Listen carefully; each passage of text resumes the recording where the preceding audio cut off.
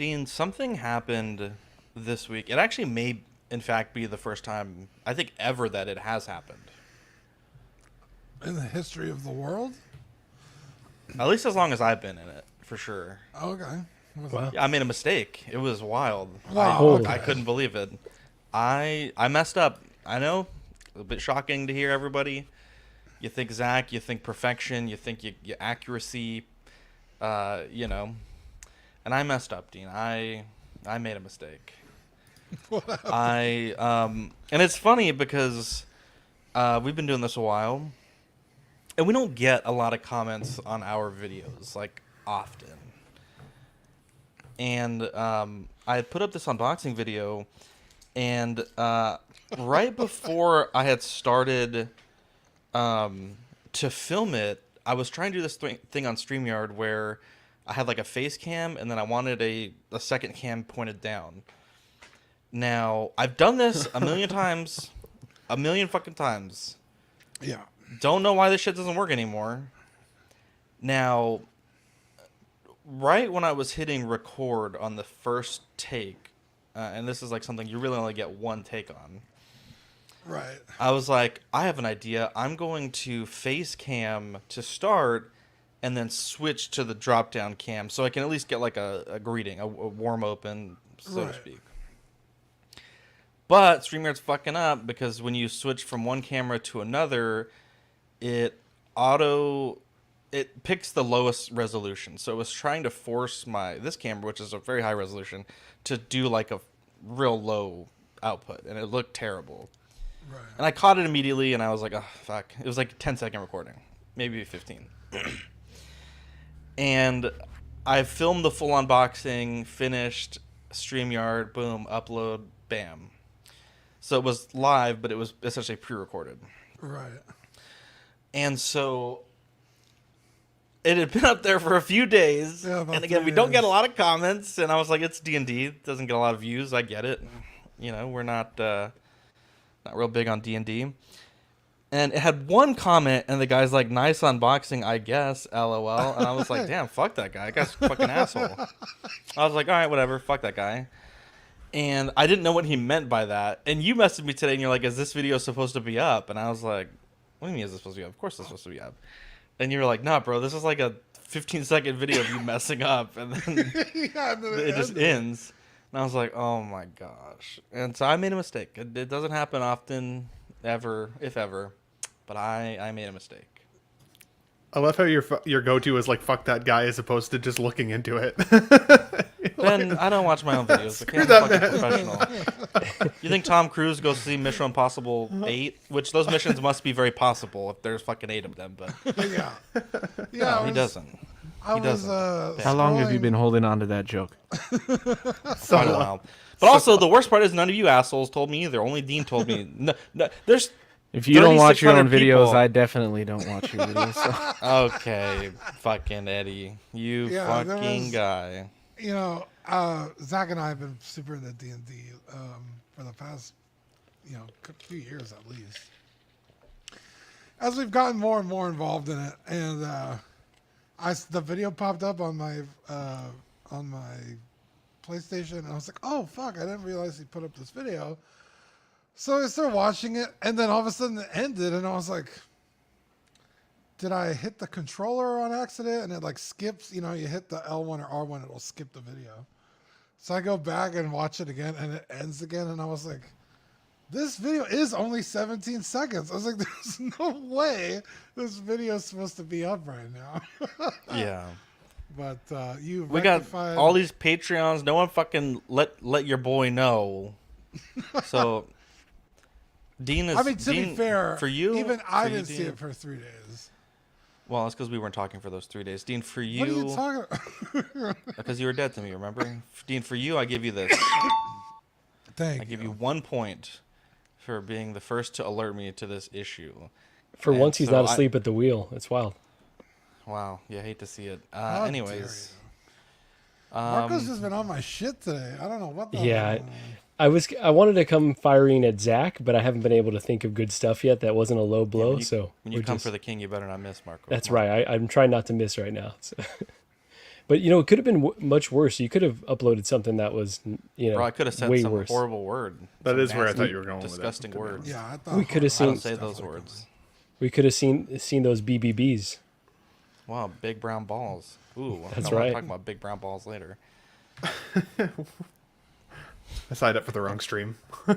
Wow, this is Let's Get Nuts. Are you an angel? What? An angel. I heard the deep space pilots talk about them. They're the most beautiful creatures in the universe.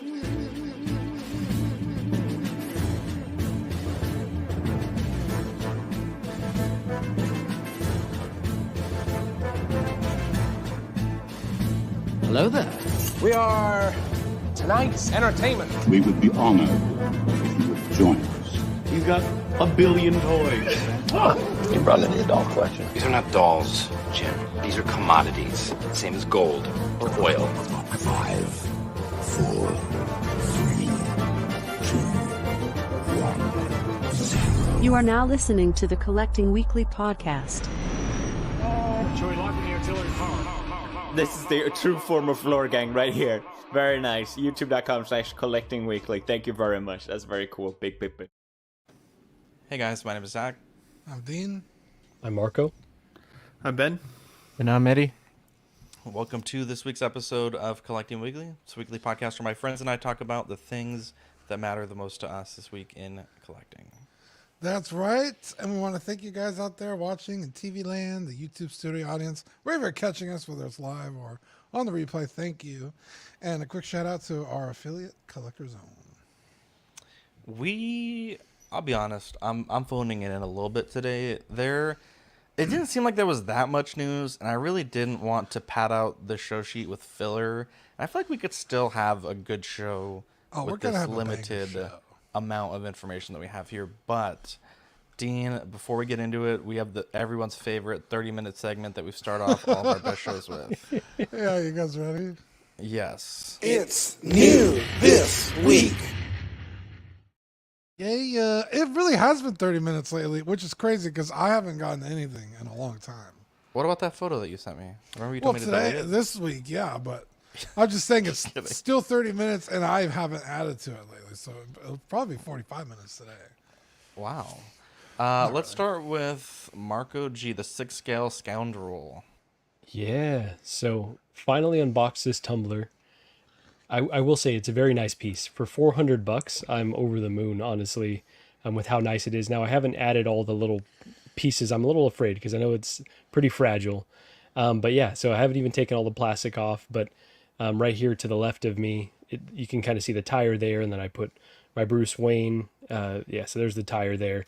And then on this side, I've got my Joker. I've got Bruce Wayne. I've got Batman. So yeah, pretty happy with finally having kind of a fleshed out Dark Knight display. The only question is what armory should go next to it, right? So this is obviously a point of contention in my household. But yeah, it's all the display's almost complete. Just need that armory. You have your pick of the litter. Is there are these windows meant to be? Looks like there's like plastic on them. Yeah, there's still plastic on it. So little by little, I have not ordered the acrylic for my garage shelves, so I kind of want to protect as much as I can until I finally just bite the bullet. Order the acrylic, finish the bootleg Modja cases, and then take off all the plastic. Damn. So it should only take me another 5 or 6 months to do all that. Yeah, just. Yeah. Well, congratulations. I'm excited. Thank That's you. awesome, dude. I want this so fucking bad. I'm incredibly jealous. Yeah, and then shout out to Zach's Wonderland. So I had seen a picture on maybe Instagram of just this really simple black base. So you could see kind of this is just what I've thrown together for a Star Wars display currently. And I was kind of using the bases and turning them around. And I told Zach, this could kind of work for some of the figures, but I'd like a more elegant solution. So he and I had kind of been talking, and maybe I'll let you talk about the tech that you use to print these, but talking about just making a really simple display bases so they could be uniform. And so I've got them with Star Wars, but I definitely plan to order some more with my Marvel. And then this is the 2-tier version. I might like this one, even more than the single-tier version, because it just gives the figure just enough height and really beautiful work. Thank you. Bro, that Genesis figure is so cool. Oh, so good, so Pretty good. dope. Yeah, so these are just plastic printed. If anyone does want them, we could definitely make more. Um, I think we had made them to stack up. So the one is a certain height, and the second one is just twice that height, but the same width and depth.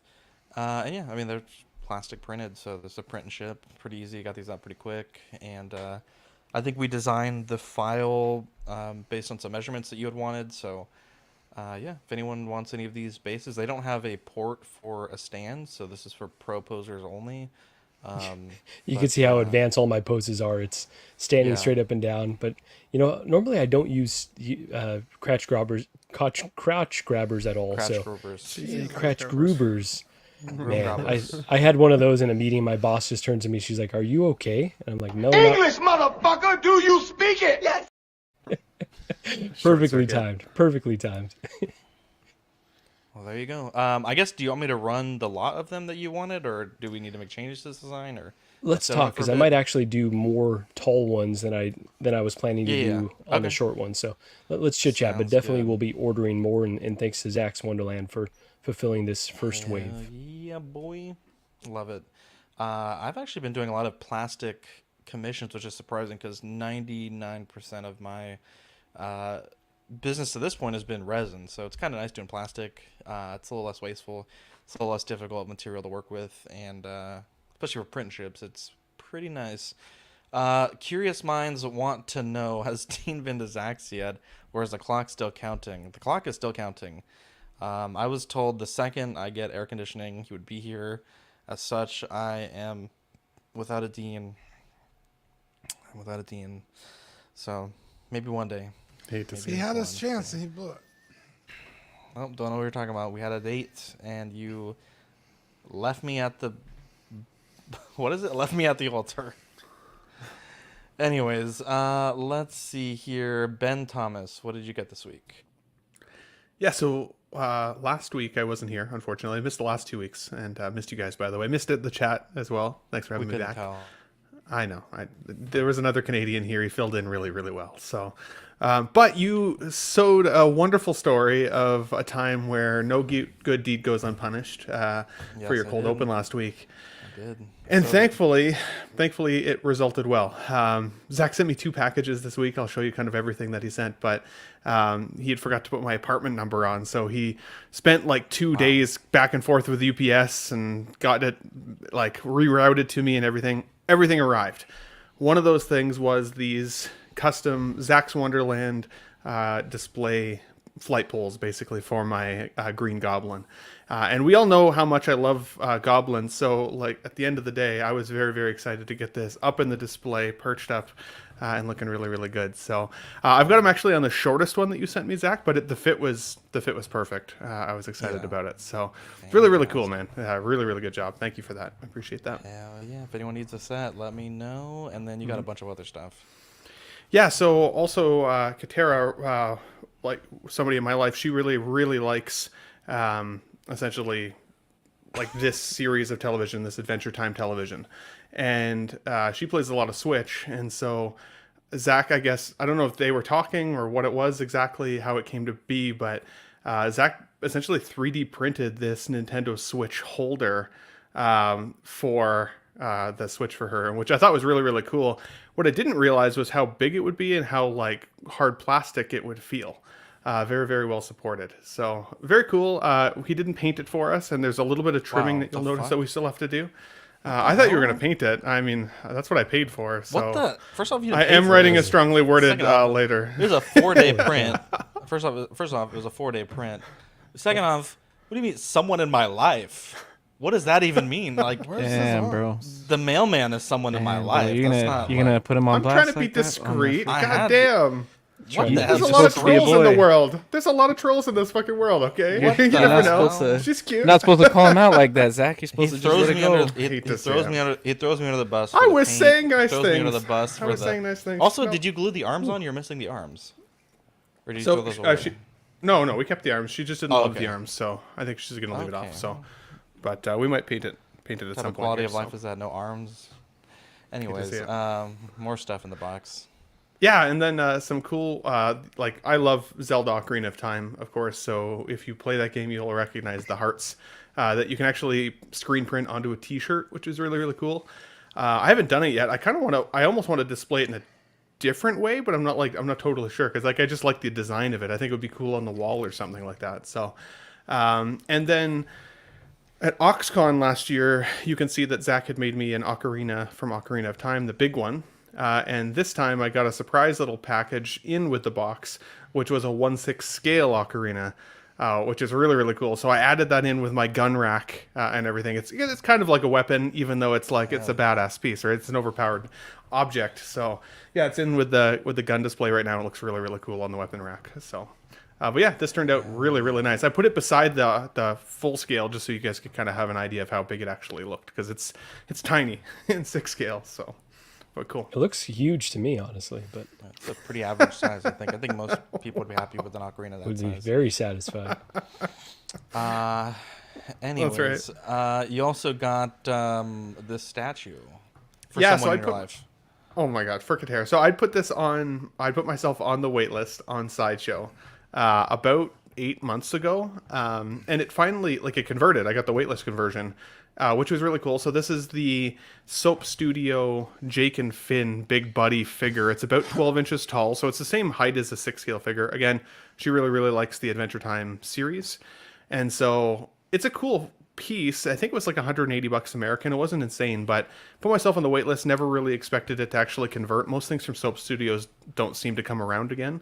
The aftermarket for this thing is wild already. Like, people are paying like $700 for this thing now, which is insane to me. But it's cool. But it's a big, really, like, if you give another picture of it, Zach, by chance, it's like a really big plastic piece, or like PVC. So like, for the money, I would say you have to really like this show in order to kind of spend those dollars. But it photographs really well. It is a really cool piece. It doesn't do anything.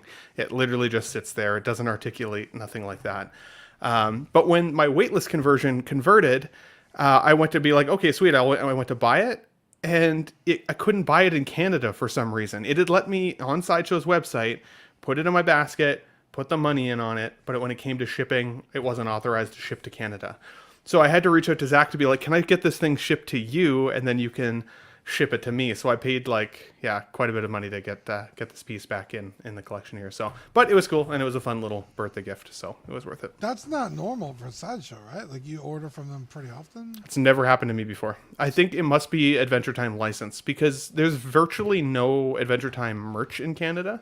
So it must be like they can't sell in Canada, because otherwise, I've never seen that before with any piece.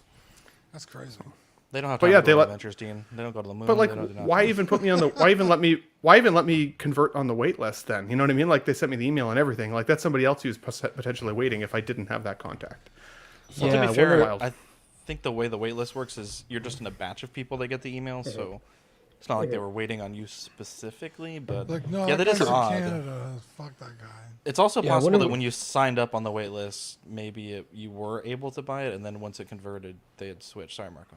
I wonder what that takes on the back end in terms of programming, because I saw a few people upset with the Sideshow exclusives recently that weren't able to be shipped to, I think it was Australia, maybe because of the batteries.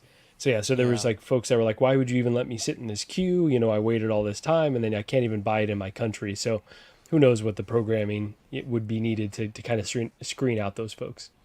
But I get most of my stuff from Sideshow, so yeah, first time I've ever seen that. Did they ever clarify what happened with you? No, I didn't ask, honestly, though. I just rerouted it to you, and then you send it on a pirate ship, which almost got lost in the mail. Okay, well, first off, Ben, I got fucking bone to pick with you, Ben. Oh my god, here we go. Ben's the kind of person. I would have come to see your air conditioning. I'm just putting it Dean, out there. As someone in my life, Dean. You throw me under the bus, but I'm just trying to use you for protection. First off, Ben, you text me in the I don't remember, it might have been in the evening, that you hadn't gotten your package yet, and I was like, you know what? I'm busy right now, but I'm gonna stop everything that I'm doing, and I'm gonna log on to Chrome, and then because I don't know my fucking password. Nobody asked for this, by the way. You were you were like, it's not here yet, and then you put. No, I just said it's not here yet with a sad face. Yeah, so I was like, well, let me check. Let me see what I can do for my boy. Take time out of my evening. I My just last didn't have evening the of tracking Victoria. number, else I would have looked. I'm pretty sure I sent it to you. Anyways, but also, that's kind of on you as well. Anyways, Valid. I sent him the tracking number immediately. I like logged in, stopped what I was doing, logged in, and then he didn't even fucking read the message. I'm Until, like, like, the next day. why would you? Bullshit! It was like after the package was delivered, like in the evening of the next. What would be worse? It was like That's what I mean. It was like the next 24 day. hours almost. It was would like be- 24 what would hours. be- That's ridiculous. That's diabolical, Ben. What would be We need to worse, talk if about he- your behavior lately, Ben. Oh if my he didn't god! read I'm it, so or if he just thumbs up it, that would piss me off. Like a little passive aggressive thumbs up, not like a hey, No, thanks. I- bud." I gave him. I a heart- passive-aggressive I hearted thumbs it. up. I hearted it. I was you- like, "Thank you so much no. for checking for me, dude." I just happened to be the next day. It just happened to be the next day. Ben? I don't. I'm a horrible. Ben, you're about to texter. be What do someone you in my want life me to if say? you. People So will Ben- make time. Look at- People will make Look, time hang on, for you. hang on. Look at this. Look at this. No heart. Ooh, No nothing. You got the just got receipt. caught. You got fucking got- receipt. in 4K. In 4K. He sent me this message at 9:35. I guess it doesn't tell me when I did this, but Okay. then at 1:09 p.m. the next day, he tells me it was received. And then I Fucking opened Ben. it, and I sent him a half-naked Snapchat to be like, "It's here. I love you. Thank you so much." Okay, that was now awesome. Now he changes the program that you It's can't true. save Whoa, receipts. time out. The Snapchat I'm almost certain was for the first package, you fucking liar. It was for sent the a first Snapchat? package. Okay, It was so for- now you're you're right, talking you're about right. two different guys. Yeah, that's true. I got my shit mixed up. It's Get the caught beat. in I apologize. 4K. Anyways, before Ben reduces another one of us to just a person. I'm a horrible friend, okay, everybody? Just so everybody's aware. I That's not the only apologize. thing you're horrible at, Ben. Bro, beautiful. I beautiful. picked this up. Okay, so this was on Amazon, and for the audio people, it's a so in D&D there are chromatic dragons. So there's red, black, blue, white, and green, and then there's gem dragons. And last week I talked about getting the gold, which is the metallic dragon, which is a different set, and the sapphire. And I loved the sapphire so much, and I was like reading I bought the book about all the dragons, and I was reading, and in the lore, it's like, oh, they pair up often with emerald dragons, like, you know, to fight corruption and evil and all this stuff. And I was like, damn, they have it at my local comic store, but it's like $120, and I think retail's like 110, 100 and maybe 99. And on Amazon, it was weird. Like normally on Amazon, everything you can see the price, but when I searched it, it said like it didn't give me a price, but I could expand the listing to say additional offers, and the price was $35 shipped, and I was like, wow, that's like almost seems too good to be true. And I know there's like a smaller miniature of this monster, but it's like the baby version, and that's only about $10. And I was like, okay, so I'm it's a high risk, high reward. But the seller had pretty good ratings. They were like a comic shop that I guess has an account on Amazon, and they shipped it super quick. In fact, I think it would have been there Saturday, but I think my mail truck had some issues, so I didn't get mail on Saturday. At any rate, open it up. It is super legit. It's beautiful. The paint on it, it's almost like a tinted paint. It's pretty see-through, and it was packaged great. So this was like a steal for me because Yeah, that thing's badass. almost like $90 savings. Really, really cool. And it pairs really well with the sapphire one. And now I just need to get the topaz, the amethyst, and the crystal. I'll have the full crystal set. So my goal is to get all 15 dragons. I think that would be really cool. Wow. Damn. But My grandma collected these. That's awesome. wow, that is really cool. Let's see here. I also got the Marvel Legends Mark 20. This figure is fucking bananas. I typically buy the Marvel Legends Iron Man as I can get them. And lately they've just been pumping out some incredible figures. I have the Superior Iron Man. It's the I guess like the sort of symbiote type Iron Man. And this one, I'll be honest, I'm not that familiar with the Mark 20, but everyone, like all the toy photographers that I follow on Instagram and all the toy reviewers were raving about this figure. It has butterfly joints, has like crazy head and neck articulation, and it's really cool because all the joints on the figure, they disguised them with the sort of like normal cogs that you would see on like any Iron Man suit. And so really, even though it is a pinned figure, it kind of just, everything just blends together. And this figure is fucking awesome. It is so freaking sweet. It comes with 4 blast effects too, which is kind of rare for Iron Man figures. They usually only give you 2. And so, yeah, if you're a Marvel Legends collector, I highly recommend it. This one is super cool. And, you know, I think it's actually like the #1 action figure on Amazon right now, this figure. So it's readily available, though. It's not too tough to get right now. Yeah, I think they... I think it's pretty available. Can I ask you something? Sure. What's up with your thumb? Bro. So there was actually this day where I had a bunch of friends that said they were going to come help me move, and then no one showed up. Oof. And so I was building these garage cabinets here by myself, and I was hammering in one of the posts, and the post slid, and I don't know, like broke my nail and then slit my thumb open. It was real nasty. But that's what happens when you have friends that don't show up. So, well, to be fair, I never told you I was going to show up, so I didn't. At least I didn't lie to you. Oh no, I'm not talking about you. Okay, good. I just want to make sure. But you also didn't show up. But right. To also be fair, though. But I knew.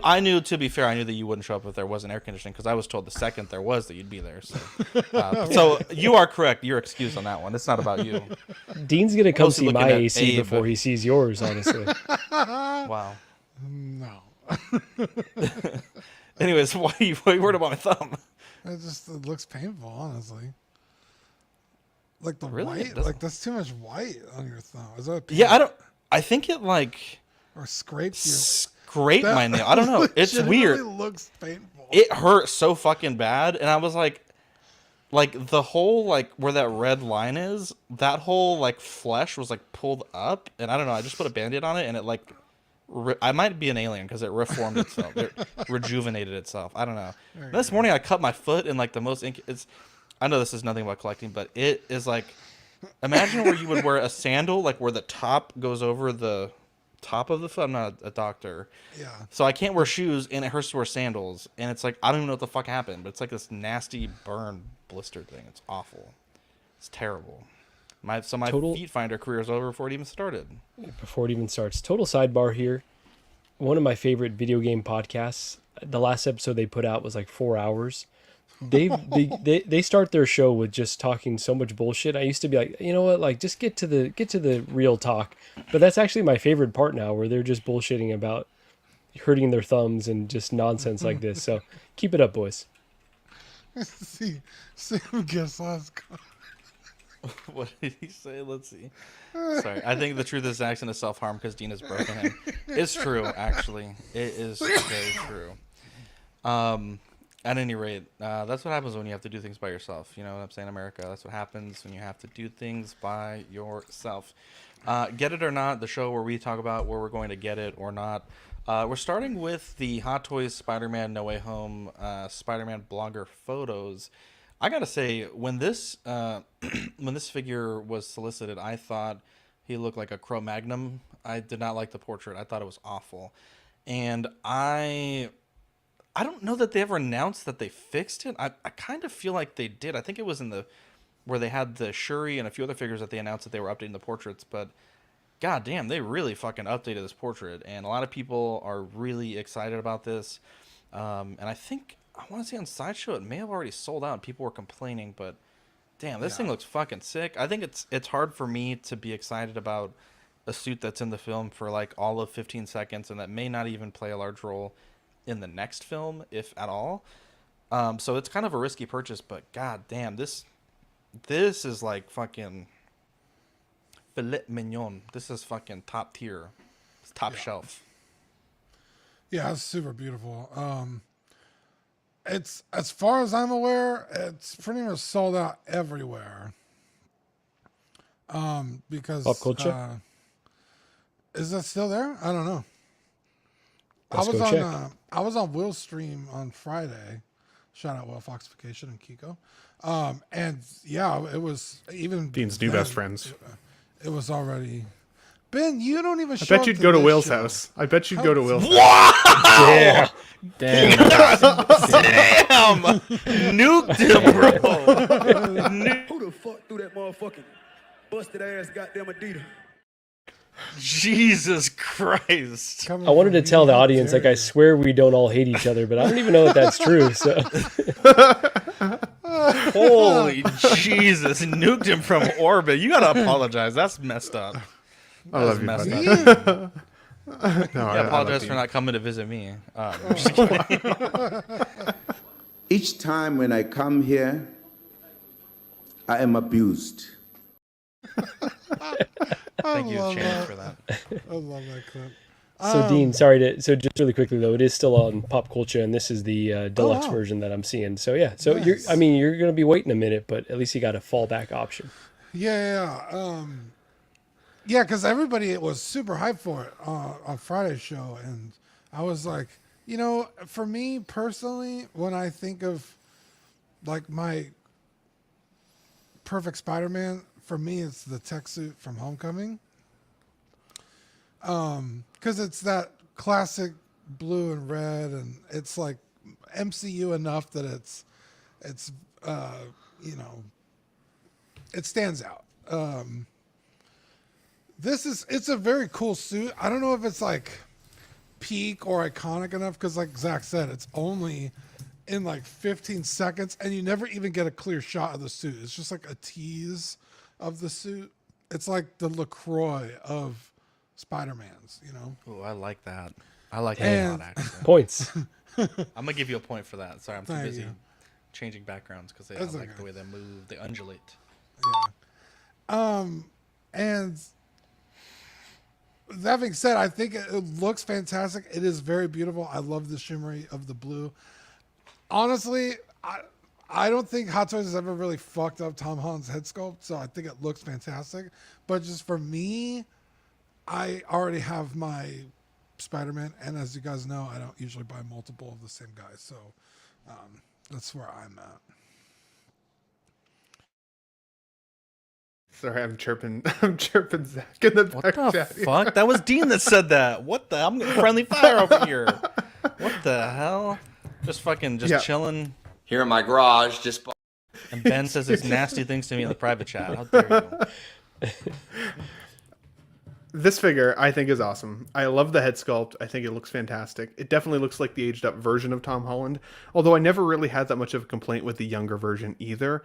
I've seen a couple of side-by-side comparisons and people going like, wow, it looks so much better than the originals do. I disagree. I just think it looks different. I just think he's clearly older in this film, which they've represented here well. I think my like takeaway from this though is that the scene that you actually see the suit is so quick. It's like, I think it's like less than 18 seconds. I don't even think you can see the Spider-Man symbol, if I'm not mistaken, unless you strategically pause it. So there's a lot of the suit that I still feel like I'd never even seen before. This actually feels like the best reveal of it that I've seen so far. But the way that toys work and movies work and all the things, I wouldn't be totally surprised if by the time we see him return as Spider-Man that he's changed his suit once again. So I do think it's cool, but I have a hard time making the suit feel definitive in my mind. If anything, I feel like the likeness is now more definitive because it's kind of more accurate to what he looks like in pop culture and the world at the moment. But I still like some of the other suits more, I think. I do love the red and the blue, but I wouldn't be surprised if we saw more versions, obviously, down the road that may feel more definitive once he's really kind of hit the streets as Spider-Man without the tech upgrades from Tony Stark. The only other thing, though, that I love about this set, I would say, is this rooftop diorama. I think it's so cool. I think you could pose it really well with Batmans and Daredevils and Spider-Man, of course, and all of the other type of kind of street-level crime heroes that you might have, or villains, honestly. I love that there's kind of multi-use purpose here. So for that, I think it's a very, very cool display and a great pickup, honestly. But it is one I chose to skip on. All really good points, Ben. If you've stopped collecting 1/6 figures, just let us know. But no, I'm kidding. Making excuses not to get this beautiful figure. This is, I think, one that. Why can't I quit you? Yeah, exactly. No, I think you're smart to say, we just got a glimpse, but in that small glimpse that we got at the end of the movie, my mind immediately went to, I want that figure. Like, this suit looks so cool.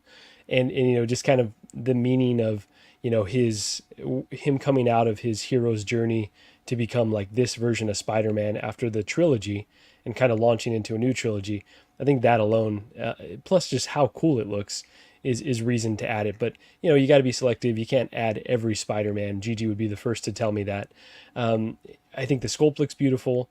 I watched Justin's review, and apparently the spider was gold in the film and in the promo pictures, and Hot Toys just decided, you know what, fuck it, we're just going to keep it black, which was such a smart move, because this is like, he shows side by side all the Tom Holland Spider-Man figures that Hot Toys has produced.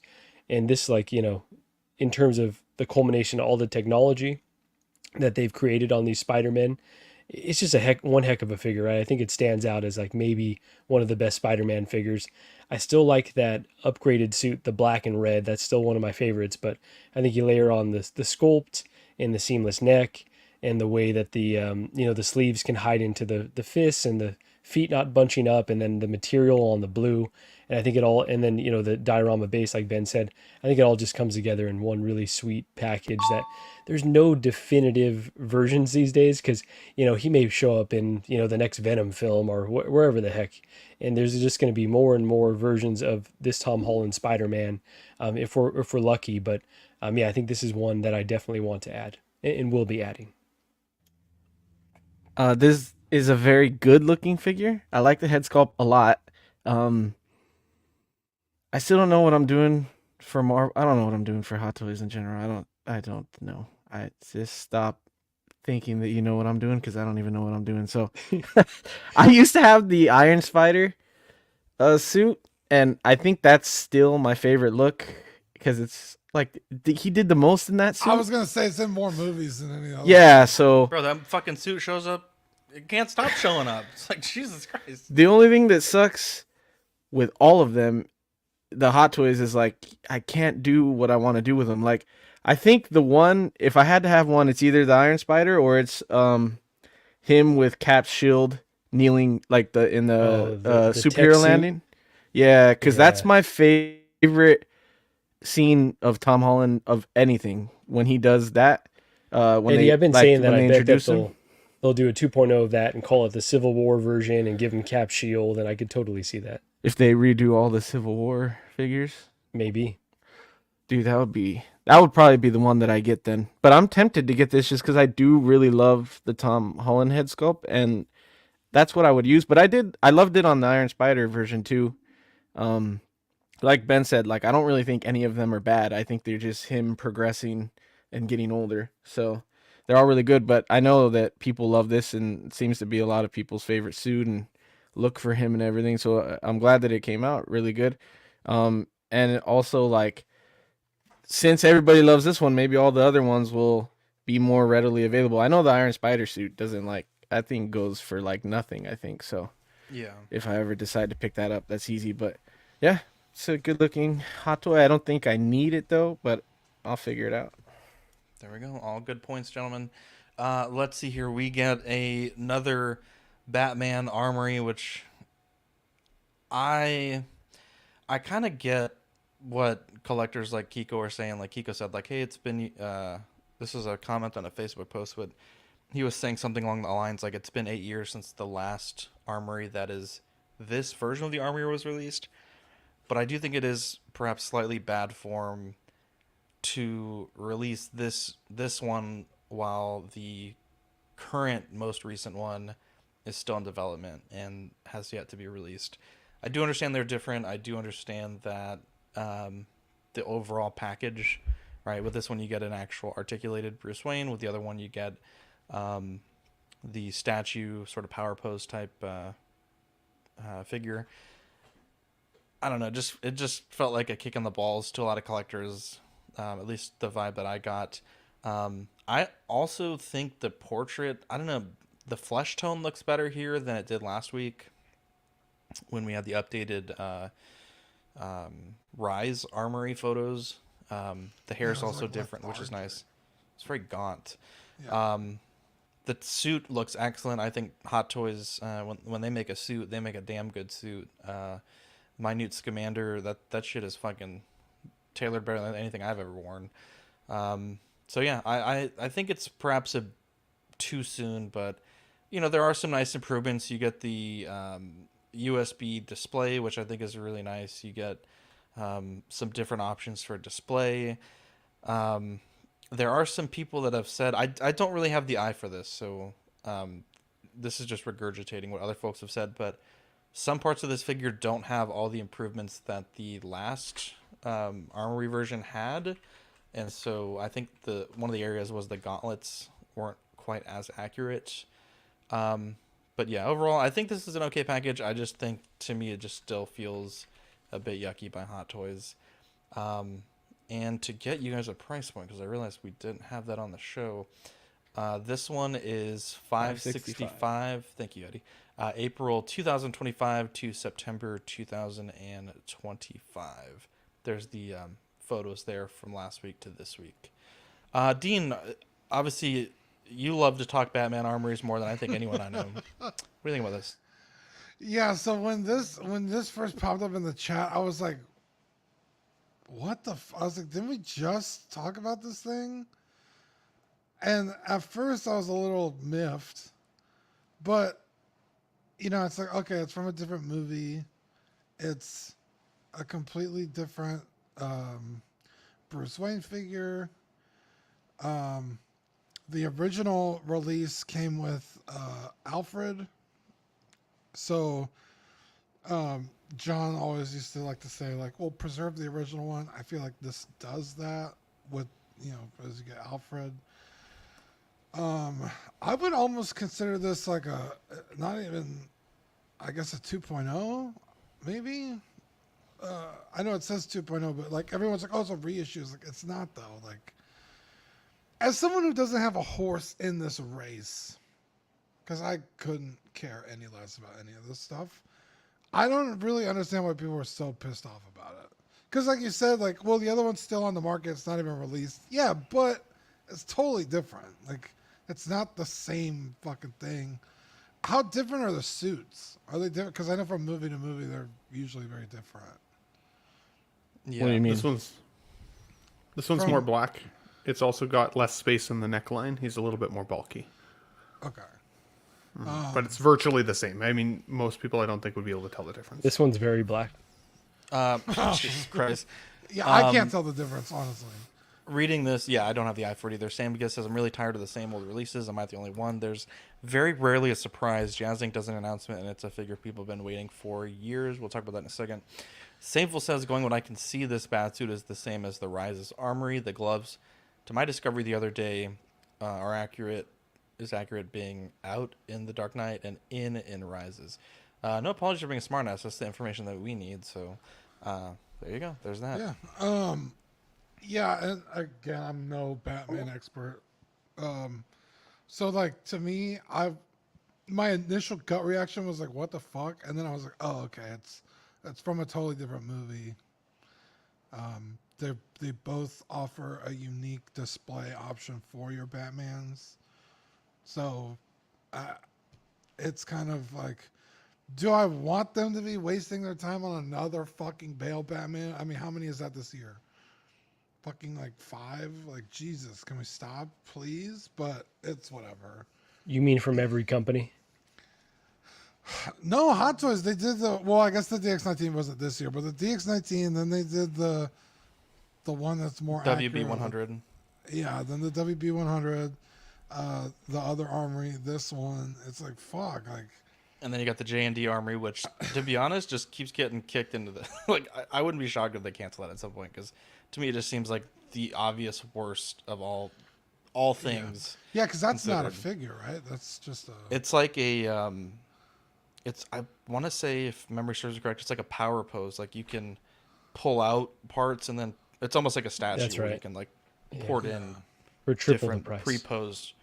Yeah, for triple the price. Twice the pride, double the fall. It's to me, but yeah, obviously I won't be getting. Yeah, I was like, when this was announced, I thought it was the shipping, or like it's finally Same. like shipping from China for the other one, and I noticed like, wait, the other one didn't come with the suit, and I was like, oh shit, they redid the original one. I thought the original one came with a Bruce Wayne in a suit too, but I guess it didn't. It just came with Alfred. So No, I think there were I think there were multiple two versions. I think versions? the ultimate version was with Alfred and Yeah. There were Okay. 3 SKUs for it. Yeah, Originally, yeah, or like a SKUs. pinstripe suit. Edit, Ben, I give you this. I'm Sorry, surprised that they didn't do Alfred actually and kept that That's like, what's going to piss integrity on collectors that. off. It's going to come out Yeah. in like 3 days from now. Yeah. Separate by Right? itself. I mean, I hope New roll a guy system. Dude, Lucius someone- Fox and Alfred would be fucking oh sick Lucius two-pack. Fox. Lucius, oh, that that would would be pretty sick. Because McFarlane just made Yeah, the Fox. 2-pack. Yeah, I could see that being a thing. That would be pretty dope. I think it's cool. The only thing that like sucks now is now I have to decide which armory I want, and I'd rather have this armory and the suit, but I still want that Power Pose figure from the Rises version. So I'm hoping that Oh, if the I Wayne get with this, the crossed arms. yeah, I'm hoping that if I get this, someone will like sell that Power Pose figure on its own, or maybe that because everybody seems to want this one now, that one will go down in value and I'll be able to pick it up, or I don't know. I want the Power Pose, but I think if I'm picking between armories, I think this is the cooler armory and the more iconic movie, the more iconic version. Because I feel like they showed this Batcave, or like it's not really Batcave. It's like they showed this like hideout more than they showed the actual cave. So like I feel like this is, if you're gonna have like a Christian Bale Batman or like armory and cave, I feel like this is the more iconic one to have. So I want this one. But I don't. For me personally, like I don't know why everybody gets like, oh, another one of these. Like, oh, can they do something else? Like, it just saves you money if you don't want it, dude. They're gonna do something else. They're doing a lot of stuff right now. I don't get it. Like they're doing a lot of Star Wars. We're getting random movie stuff. Seems like they slowed down on Marvel, but I don't really think anybody cares. So like, I don't get why people get so upset. Because everybody's gonna clamor for the in-art version of this, so you can't be that tired of Bale yet. But Yeah, my children's children are gonna enjoy that thing. Jesus. So yeah, I don't. For me, when something is like, when there's a lot of it, like, I just say it just saves me money when they announce something. So I don't get it. You know, people just enjoy complaining, right? That's part of the hobby, and we're on here complaining all the time too. So it's just part of the hobby. But I agree. I don't really get that logic because Hot Toys just bombarded us with so much Star Wars. Are you waiting for Marvel? Or are you waiting for, I don't know, like Terminator or something that we've speculated for a while? Yeah, I think all that's probably coming anyways. So this is one that when the J&D version dropped, I was like, you know what? Let's see the price. Like I would be interested. And then when they, dropped it over $2,000, I was like, okay, there's no fucking way. Especially with all of the issues with that, right? Like we talked about the Power Pose. The hair's not even rooted. It's silicone hair. It's like, okay, what are we really charging $2,000 for? So when you put that in comparison to this version, this Hot Toys version seems like a bargain, right? Like at $565. So here's the issue that I've run into. Obviously, I had the Rises version. I have the Rises version on pre-order. This is definitely the version I want. I like that Rises version too. Can I really justify having these two armories? Again, if you ask Gigi, she says absolutely not. I think that I could find really cool displays for both. But I think that's just I'm going to have to cross that bridge when I get there. I don't want to miss out on the Rises tumbler version. Honestly, bro, you could That put was one a with the good pun. tumbler. You could the bridge. There you go. Nice. Yeah. Hey, this guy, don't let him say that you're not smart, Eddie. So yeah, no, I think that this, I don't think it's necessary to have two, but I want to justify having two in my collection. And then the wild card, like we talked about, is the in art. It's like, okay, at the end of the day, I'm going to want that too. How do these all kind of fit into the collection? Ben's going to tell me, we got to just pick one or two of Bruce Wayne and of Batman and make that your representation. Get it or don't, right? So I'm definitely in a pickle here. I'm kind of deliberating, but one thing is for sure, I will get this version of the Armory 1,000%. So that's coming into the collection. And then the other ones, I got to figure out if there's room or if I got to make some maneuvers. I mean, I think there's a couple things that collectors feel like they're kicked in the balls on, but I don't think it's necessarily the fact that this set has come out. I think it has more to do with the fact that the DX19 that did not come out that much longer before that last Armory set was shown. They highlighted improvements in the figure directly, similar to what we'd seen with Chrome Mando and Beskar Mando, like literally pictures that say, look how much better this new figure is, even though you just got the other one in your collection. So I think that was kind of the camel, or what they'd say, the straw that broke the camel's back, right? That was that initial kind of like, screw you. And then they came out with the Armory, which was a great set. A lot of people complain that Bruce Wayne is a power pose figure, which I understand. I mean, I like posing my figures.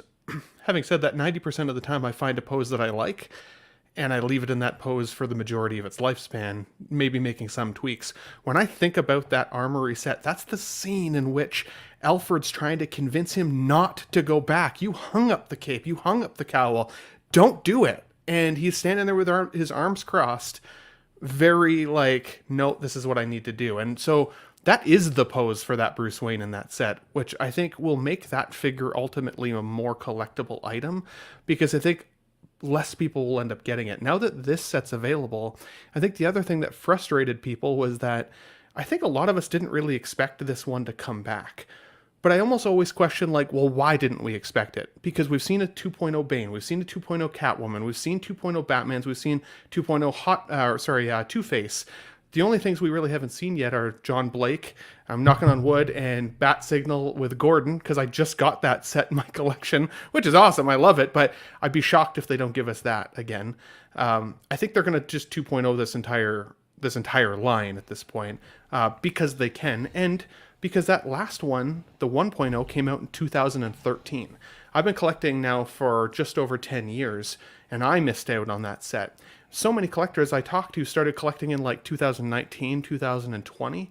So that set was out of reach for people. I think the folks that are frustrated by it, especially when they had the original, is just because, like I felt with my Shadow Trooper, the value crashed on it. I could have sold that thing for $700. Now I can't give it away for $215, which is shitty. Which is shitty, but I would also say that the people who had that 1.0 set have now been able to enjoy it for a decade. So, like, that's also awesome, and because it preserves the original, having that Alfred in the collection as well, if that was the SKU that you purchased at that time. I think in terms of this particular Batman, what burns my ass a little bit is not that they've reissued the set, but that I can't get this Batman by itself. I've got the DX12 with the 1.0 Armory head sculpt and a Jackson Jew cape, and I've been waiting for the, quote-unquote definitive Batman to kind of upgrade that DX2. And I would say this is probably the one, except that the real estate that these sets actually take up in the collection is pretty epic. I saw this in person at one point, and I was like, man, I would have a hard time fitting one in, let alone both. And so I would say, Marco, you're right. I would convince people to choose one or the other, unless you have FU money or you have a ton of collection space that you have available to you. Because otherwise, I think it's almost too much. And a lot of the accessories do blend in between the sets. A lot of the same weapons, a lot of the same grappling guns and stuff. So you're getting a lot of the same, just with a different Batman or Bruce Wayne. The only other downfall with this set, I would have rathered see an Alfred than the suited Bruce, or a Lucius Fox, or something a little different, because we've all had so many Batmen now over the last 10 years with Bruce Wayne head sculpts that, like, most of us have already kit bashed the version of him in the suit. And so, like, we don't even really need that figure. It'll just be kind of like, well, now we have an official one. But, like, I think, Marco, you've got a suited Batman that you kind of kit bashed yourself. I've done the same thing. DX19 yeah, exactly. Head.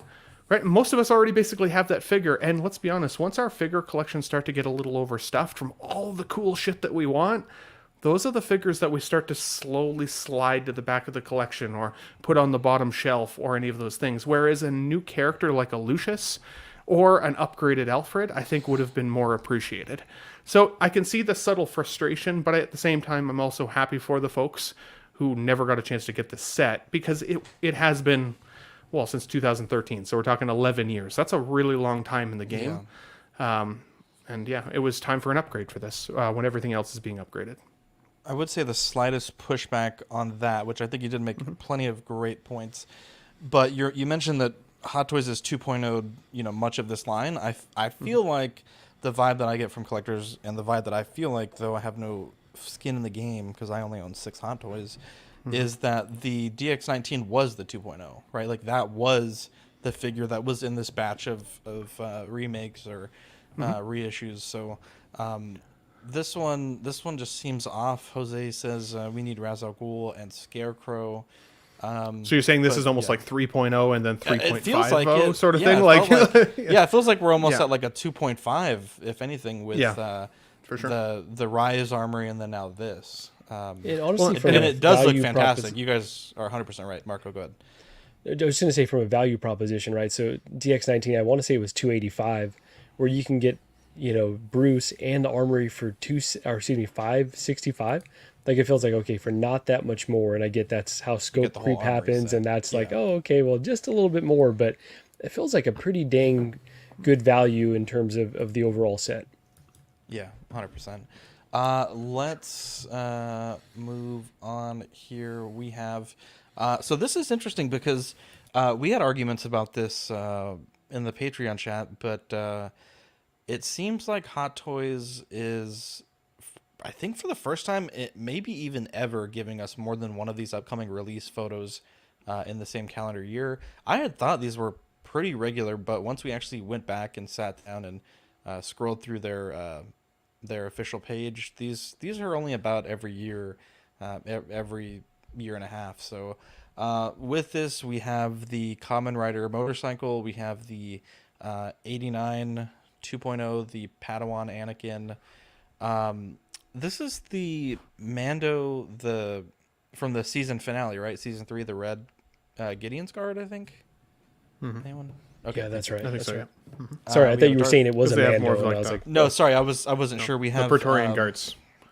There you go. Yeah, the predecessors. Yeah, we have the Vader. We have the Avatar figures, Shuri, Groot, Rocket with Cosmo. We have Mantis, and we have the Jane Foster Thor, the Mark, I think it's the Mark V, where it's split open. The one that they show the box that, maybe I'm just blind, but I can't seem to find it, is the Symbiote Spider-Man. Now, I've been getting charged pretty regularly for that figure, and they seem to think that it's coming like right around the corner. So are you saying you're not seeing him on the box? Oh, I'm fucking blind. Jesus Christ. Yeah, I'm he's sorry. up on the right-hand side there, bro. I was like, bro, why is he not in this photo? I am so excited for that. I'll be honest, like with all the cool Mondo stuff coming out and seeing how expensive some of those figures get immediately once they sell out, there's a very small part of me that's what do they call it, tap dancing on that figure, thinking like, dang, what if Mondo just fucking unloads a clip and gives us like the dream grail black suit, 90s Spider-Man figure. But you're gonna have to love joints as much as Ben if you want that Mondo version. Jesus Christ, that's incredible. I think I have this more than like 70% paid off, so I think I'm just gonna keep it at this point. But it certainly has crossed my mind, and I also haven't played the game or really looked into it any at all, so I don't even know if this is a big part of the game. But I was really excited when they announced it, so I think I am going to keep the pre-order. But is there anything that you guys are excited about on this list? Do you have a PS5, Zach? I don't. Damn it. I was going to say, I think I might have the digital copy I could give you. Ooh, wow. I'll take it. Well, don't give it to me. He's too busy playing Final Fantasy 20. I beat that. What were you talking about? The other day you were talking about your Dragoon or something? Final Fantasy 15 online. Yeah, there we go. You're right. No, he said he was gooning with the boys. Dragooning, yeah.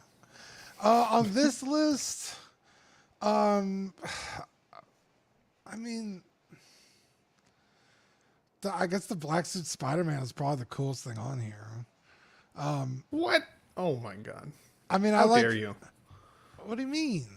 There's a beautiful Vader standing right there. There's a beautiful Batman. Batman 89. It's lovely. I know you're not a big Batman guy, but yeah, it's like the 7th Vader. Yeah, and the like 7th Vader. My how dare you stands. I don't even care. It stands. Like I like Vader and Anakin as much as the next guy, but again, that's not the Anakin I would ever buy, and I already have my ideal Vader, so like I'm not gonna get excited to see those. But the Black Suit Spider-Man though, I'm like, hell yeah. I like Avatar, but I don't think I like them like price per. I didn't even buy the McFarlane one, so I don't even like them $25. Figure almost killed me, Dean. Almost took me out. Oh, I remember that.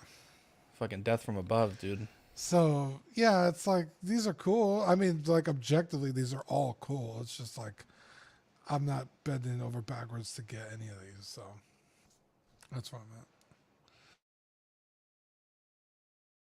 So I was wondering, and I put this in the chat the other day. I didn't hear many comments back, but sometimes when I see these types of like figure photos, I go, oh shit, I don't need all the ones that I pre-ordered. And it's a weird feeling because I think it's that looming dollar amount that's kind of hit the bank account anytime. And so for me, there's a couple on here that I have on order. I've got the Spider-Man symbiote suit. I've got the Kang. I've got the Vader, and I've got the Batman and the Shuri. And I was like, all great figures. I'm excited for all of them. But should I cut the fat a little bit? Because do I really need 3 Vaders? I've got Empire Strikes Back Vader. I've got the Kenobi Vader on the way. Now I'm going to have Return of the Jedi Vader.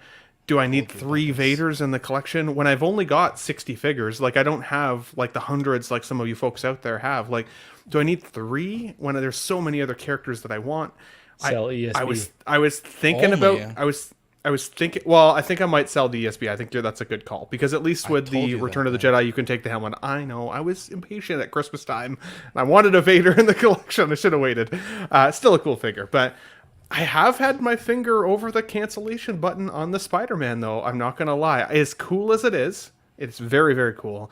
And I loved the game. The game gives you the ability to collect all the suits and play as all the suits. So there's been this small part of me that's like, I don't know if I need to have it as a 6-scale representation, as cool as it is. On the other hand, it's either that or it's...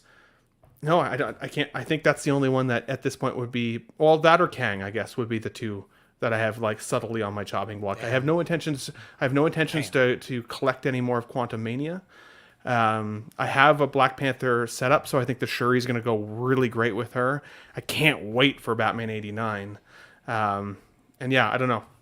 We'll see. So let me know, guys, if you can in the comments. If I had to chop any of those, even just one of them, what would it be? The Batman, the Vader, the Shuri, or the Kang, or the Spider-Man. If I had to chop one. Drop the Kang, you beat the hell out that woman. Let me know. Come on. Oh my god, yeah, it's fair. Beat the hell out that woman. Did you like Ant-Man Quantumania, Ben? I did like it. I would have given it like maybe a 7 out of 10. I would say that Kang was my favorite part of it, which was why I wanted to collect him.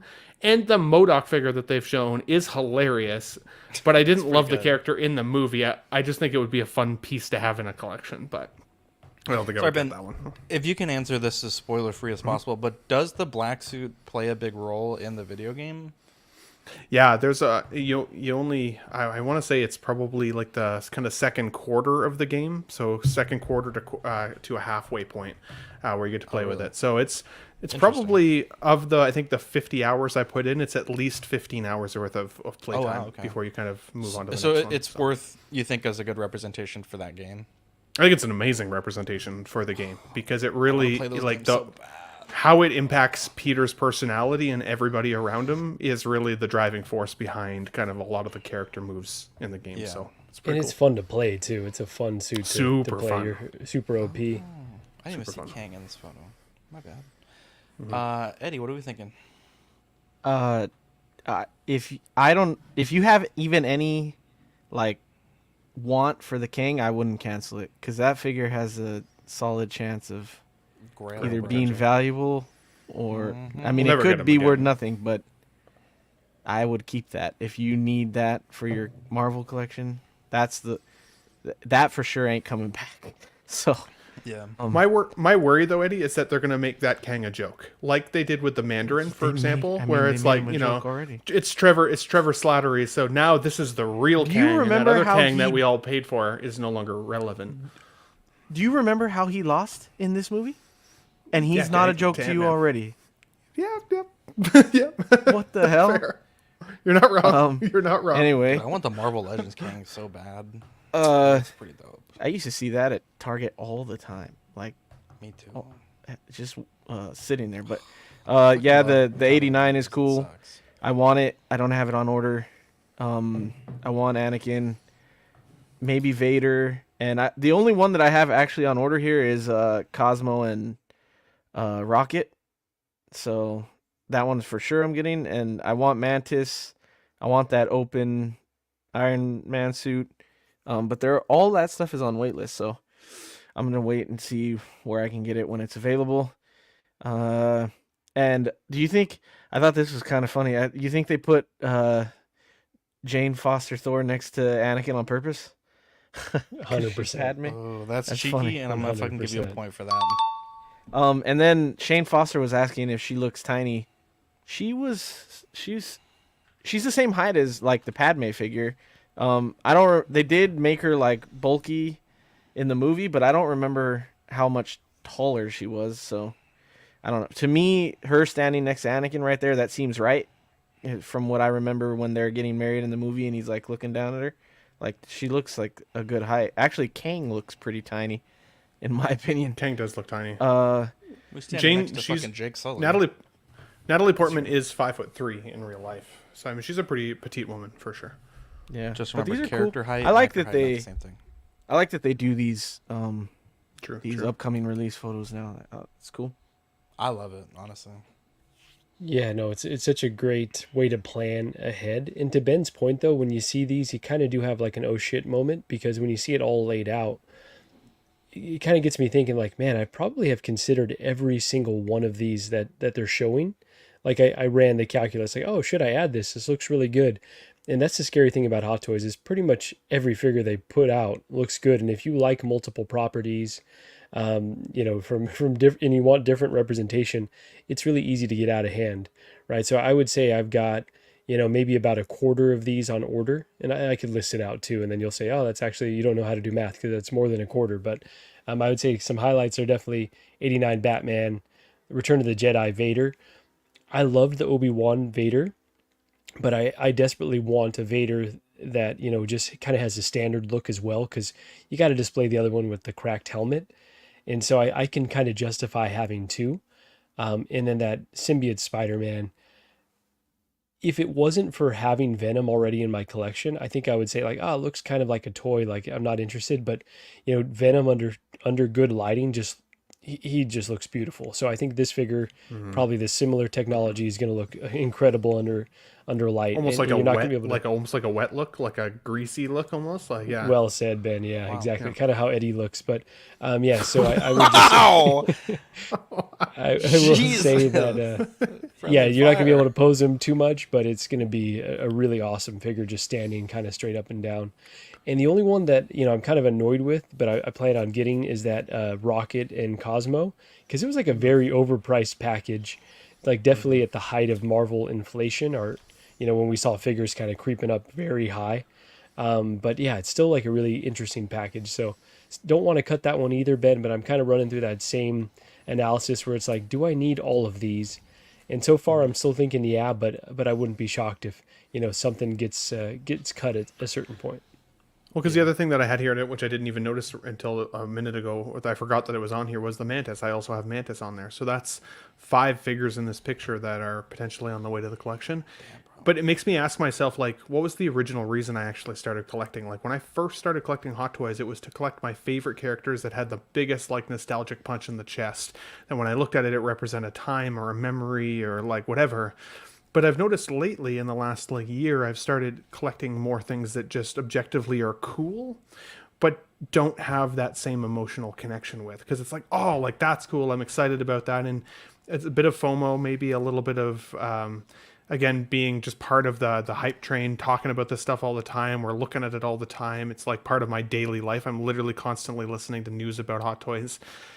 And but then you have to reel it in, because it's like, okay, again, where's my collection going? What's the purpose of my collection?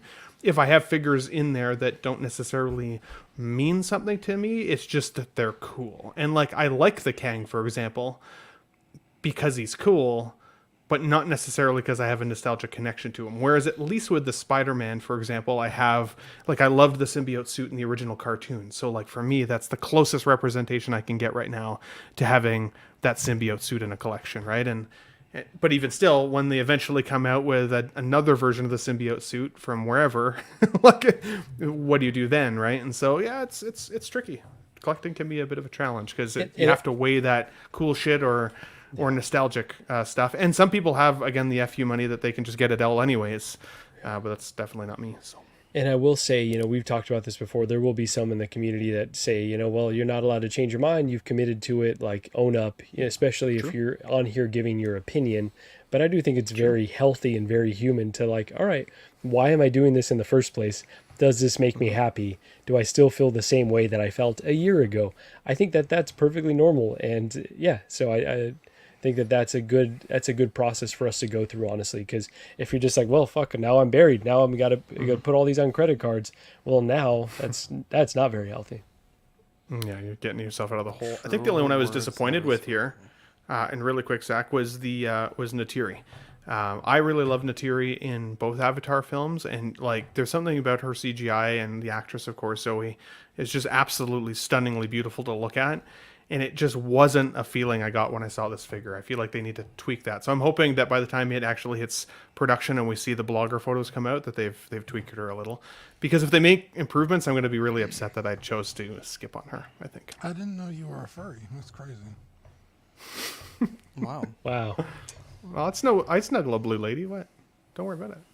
Let's see here. We have some people trickling in. We got Charlie the Unicorn, Chris V, Collection Obsession, Jesus, Draw the Line 35, and Katera. What's up, guys? Let's see here. Just quickly, we'll blow through this one. But 1/6 Kit has a new custom 1/6 scale cape on their website, compatible with both Hot Toys and InArt figures. Seen quite a few of our collecting friends ordering that today. So remember, you got I think it's CW10. Discount code 1/6 Kit, and I think with these you have to be logged in to view them. But yeah, let's move on. Jazzink Dioramas updated the 1/6 scale Batman the Animated Series, the Batmobile, and I did watch this video today that he put up, and I think they mentioned that. I think that they did make some subtle changes to the design to make it more realistic, to take something that's two-dimensional object to bring it into the third dimension, also respecting like not having a stupid crazy long vehicle and still being able to fit 1/6 scale figures inside of it.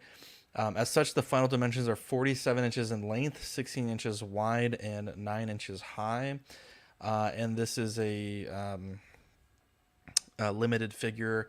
They did mention, depending on the interest and the number of orders, will depend on what parts that they can add to it and what features they can add. And I know that they did put up a new poll that on their Facebook group, the Jazzing Dioramas Facebook group, that essentially says like, because this isn't a rip from the screen animated version, and because this isn't the ultra sort of real life version, how many people are still interested in the full package. Also, during the video, they did tease that they are making a licensed 1/6 scale figure of Batman from Batman the Animated Series. The sculpt work is Inigo Gill. It's a work in progress with they plan for different expressions, and they did also show an en masse portrait, which is pretty cool. I think on the poll that I had seen, it was probably about 60-40 of people that said they would order it still, and people that didn't want to order it. But that's kind of what we got there. I still think it would have been nice to have this be as cartoon accurate as possible, but I do understand some of the constraints with that. And I think Yo said in the video that this would be matte black with some chrome and some silver accents, and then a very light weathering application, sort of like the what is it, the 2022 the Batmobile, where the non-weather version had a little bit of like gray dry brushing on it in some parts. So I believe that's the only option that he's offering. So the price point on this one, do I have it here? Yeah, it's $14.99. But they did say they are sizing it to fit on a garage shelf or a module case DF120. They're going to have opening cockpit with lights and room for your animated series figures, which I'm wondering if they're also including the sizing for the Mondo versions, which I don't believe can even get in a sitting pose. But there's also the one that, the third party one that just got announced, like a month or two ago, that I'm forgetting the name of. But I'm wondering if he's taking those into account, or if he's just saying for his versions of the animated characters. You do also get exterior lights for the front and back, rotating rubber tires, and a worldwide power supply. So definitely, it's only like a 4 or 5 minute video, but it is worth the watch if you're curious on the this project to see the developments, because he does go into some of the features that could, in theory, be greenlit. S Hero, thank you, Moose. Anyways, if you guys don't have anything to say about that, we can move on. Oh, or I do. Guys... I was waiting for Dean. I didn't know if I did. So the only thing I'll say about the Batman is if there's no blue in there, to me, it's not Batman the Animated Series. True. It's Batman New Adventures. So add a little blue in there. There has to be some, whether it's some cell shading or whatever it is. Like, I think to me, it has to have a little blue in there. Now, this screams, again, more New Adventures to me, which I don't love. Whereas the Batmobile itself, I also kind of hope that they add a little bit of blue in there, or some level of cell shading, because to me it looks a little on the plain side. I know that they're trying to bring it into kind of what looks like reality to go along with their more like realistic figures, but like you were asking there, would Mondo be able to fit? 100% not. The cape does not bend on that figure at all. You can bend him at the waist. If you could rip his cape off, you could sit him in there. If anything, I would put like a Joker in this, like the Joker stole the Batmobile somehow. I think that could be a hilarious looking display. But yeah, no, it's really lacking the color palette of Batman the Animated Series that is so iconic to that show. So I'm surprised they haven't had more critical feedback that way, for sure. But otherwise, I love Batman the Animated Series. So I completely disagree with that. Go ahead, Eddie, and then I'll jump in. Mm-hmm. Mine's gonna start a tangent. So if you want to go first, you can go. I just wanted to talk about the hints of blue, because in my mind, like I feel the opposite way. I think that this paint scheme is actually way better than I could have anticipated. Like, to me, this feels like what I saw on the show, kind of brought to life in like a good compromise of realistic versus, kind of still kind of doing a little bit outlandish, animated, exaggerated scale. So I would feel the same about the Batman, and it's like, okay, if you want that, more cartoony cell shading look, then that's Mondo for you, and this is something different. But that's just me. Mm-hmm. Just quickly before Ben gets that retort in, so this is what the DC Collectibles version did look like. So they went with the matte black as well. And then in the show, I think this is kind of the iconic image that most of us may have in our heads, where it does have the blue highlighting that Ben is mentioning. But it should some level also... of like pearlescent, like a blue pearlescent in there. It doesn't have to be even cell shading, like just something that gives it a bit of an edge to it, because it's also called Batman the Animated Series vehicle. So they're highlighting the fact that this is from an animated series. I get your point, Marco. If it was like Batman the subtly realistic animated series, that's the hang up vehicle, for me, Ben. I am with you. Right? Like it's called animated. So, and to me, this is like, it's kind of a half. It feels like it has to. I think it's beautiful and I think it's cool. So like I'm very split because I want to like it more. It just doesn't quite have that feel to it. Again, I think even just a blue pearlescent paint would have been beautiful on there. But yeah, that was probably his calculus. He was like, all right, let's see what looks cool. Like what just looks cool and looks like a Batmobile. Maybe blue didn't translate. Cool. I don't know. That's possible. How much? So everybody is pretty excited for this in the comments. And a lot of people were excited for the announcement of it a while ago. And how much are you willing to pay for this? Being basic car with no lights like the other cars. Well, this does have like, lights. Well, on the inside, yeah. But like on the outside? It has exterior lights on the front and the back, according to this. Okay. I'll be honest. I'm not the market for this. I wouldn't buy this. Yeah. If this was a Blade Runner 2049 spinner, I might spend 1,000. 1,500 is a lot, and it's because my frame of reference is like, and this is nothing against Jazz because I understand why, but like you could get the Hot Wheels. It's essentially 1/12. It's probably closer to 1/10. You can get the Batmobile that's RC. Control it with it's like this lights. It has all these features. That's $100. If you spend $400 more, you get the same car with a diorama base, and it has like, I want to say it even has like the smoke feature, and it has more lights and a figure inside, and that's $500. And I think the Batman was more than twice that, certainly more than the $100 version. So for me, I'm happy with the 1/12 stuff that I have. I have the Justice League Batmobile and the 1/10 2022. So I'm not the market for this, but I would not spend the fact that he puts on this. $14.99 despite the enormous size is like, you really think that's a good price? What? Because it's 4 feet long? Look, yeah, and in the post, I think he said that it could be in theory as much as like 5 or 6 feet long if the cartoon dimensions are meant to be made accurate. I love the 95 one they did. Like, I had it on order for a while, but then I was like, dude, I would be spending $1,800 on this, and I don't even think it's worth $1,000. Yeah. Even with all that had, and that was a huge one too. Like, this is why I get annoyed when collectors like, oh, look, it's overpriced with the Hot Toys and shit, and then they eat this shit up with a fucking spoon, and they're like, this is amazing, I need this right away, I'm the market. Like, don't come crying to me about another figure being overpriced then or something. You know what I mean? Yeah, and I think there are different levels that we all collect at, right? I think there are collectors that have every Batmobile. What is it? Philly from Figurecraft. He has a amazing collection of some of these larger vehicles. I have 6 Hot Toys, so I mean, there's levels to this, right? Ben said he only has 60 Hot Toys, and I'm like, God damn, only.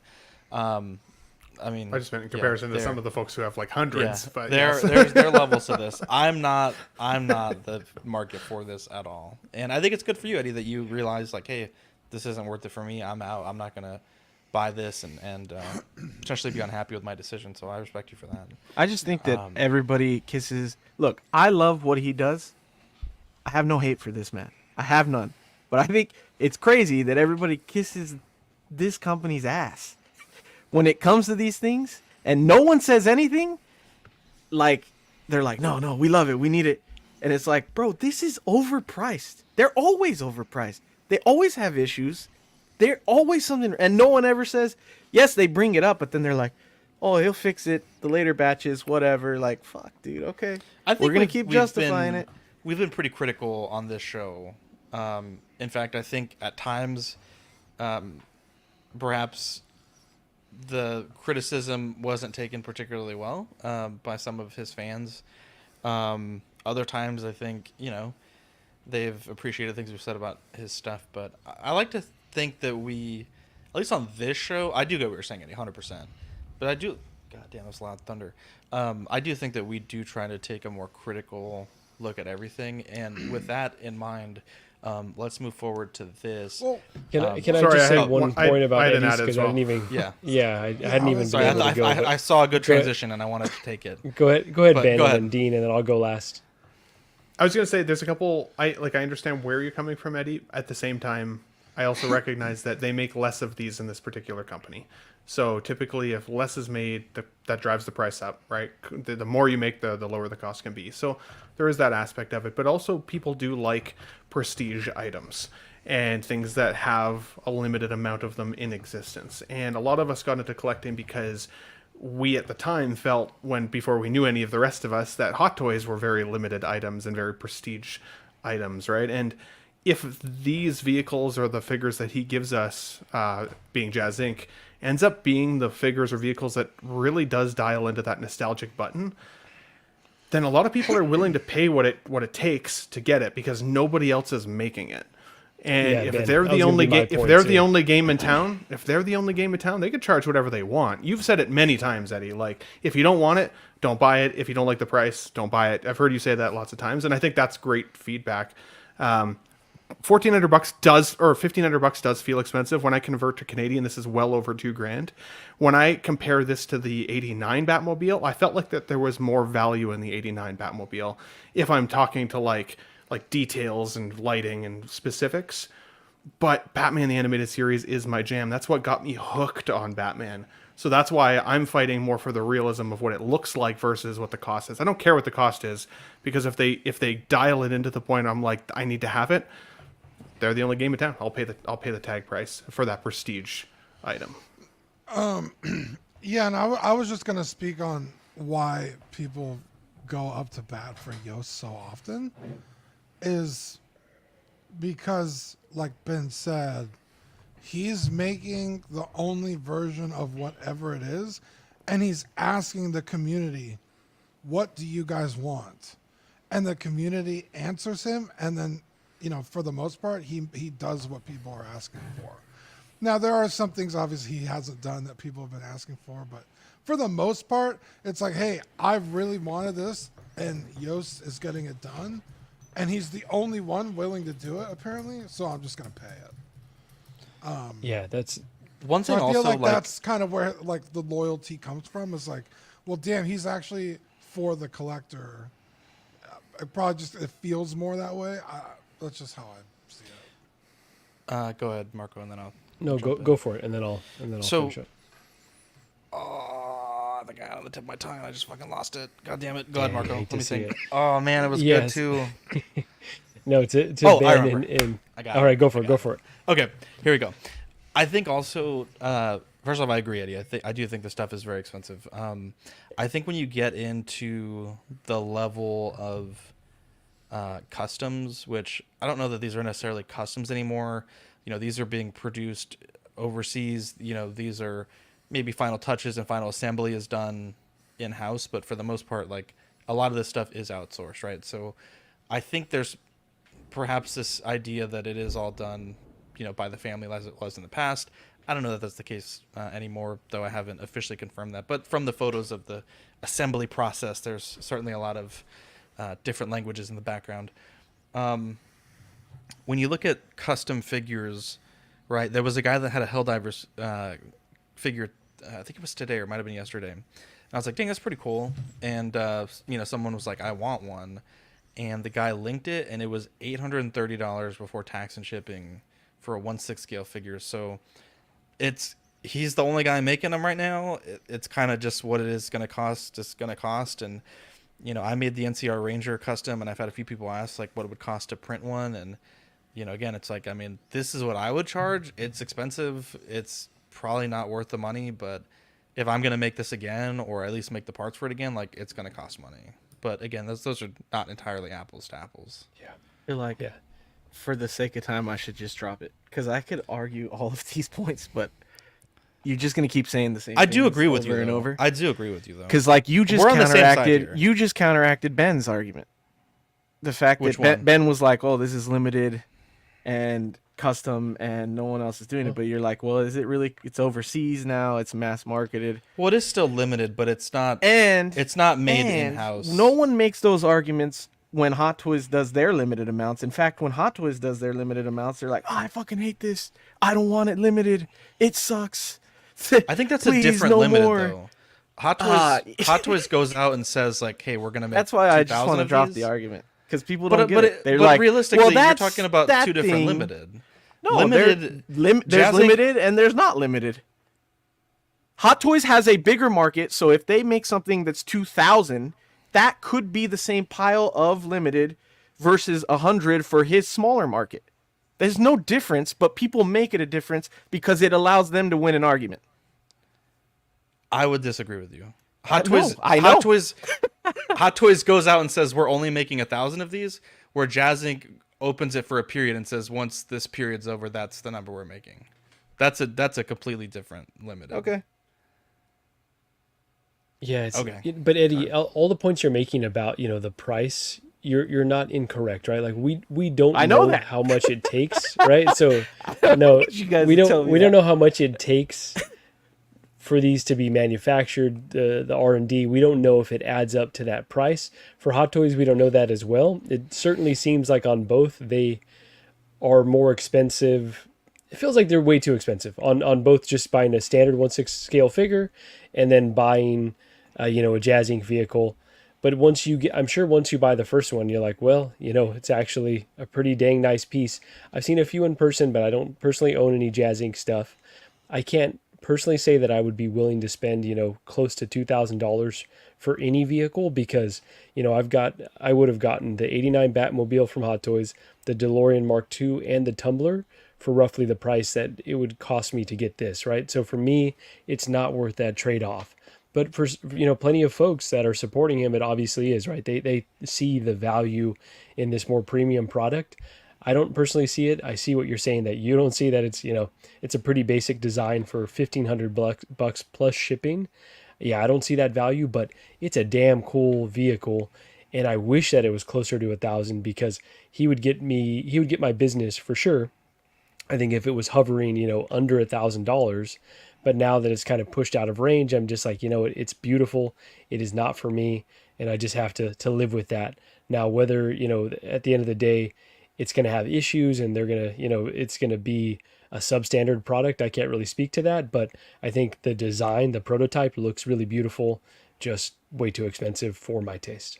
I understand and agree with every point that you guys made. And I know better than most that you buy what you like and you justify it. You don't need to justify it. It's what you want. Like, I love Batman Forever stuff. I don't need to if I want to spend $2,000 on that Batmobile, that's my prerogative. Like, no one's going to tell me I can't. But I also won't go and complain about something else that's highly priced and limited, and the fact that I can't get that when that goes on sale, like, that's just the shit that annoys me. So, and then also, I just think, like, everybody always says, oh, we have to make it a point to say these things on YouTube about Hot Toys because we need these changed. We need to speak with our wallets. But nobody speaks with their wallets with this stuff. Nobody holds their shit, like, they just, yeah, it's $1,500. It's the only way I can get it. I'm going to get it. We don't know if it's a vocal minority, though, either. Right? And he seems like he goes through a pretty grilling process. The process that he has to also get these to, like, final seem pretty aggressive. Like, he goes back to the community quite a few times with new renders to be like, okay, these are new measurements we've got. So, like, if we tweaked it here, and it still comes out wrong. I mean, I don't know if it's wrong. I'm not an expert. Oh, but you mean so when the shit comes out and it's the wrong size or some shit that the people don't... Well, like, for example, the first batch comes out and the paint is fucking wrong? What the... I'm saying, like, for example, like the Batmobiles, like the '89 Batmobile, like, people were like, oh, that Jazz Inc. one's so much more accurate. I wouldn't have known the difference, to be fully honest. Not without reference pictures, and there are hundreds of different reference pictures that make that vehicle look like different sizes like crazy. But what I'm saying is that Jazz's process does seem like he goes back to the consumer a lot more see it than Hot Toys ever would. Hot Toys just reissues the same stuff they gave us 10 years ago and they call it a day. We never see their process, though. It's all relative, though, right, Eddie? Like, I was watching some YouTube streams of people that were getting life-size, statues and talking about, the inaccuracies, but at the end of the day, it's still a beautiful piece. And I'm like, if I spent $8,000 on something and it wasn't perfect, I would probably cry. But it's all relative because they could probably do it and it's, not as big of a deal to them versus if I'm spending that 8 G's, it's a pretty big deal. And so it's hard to say, right? Hot Toys aren't always fully accurate.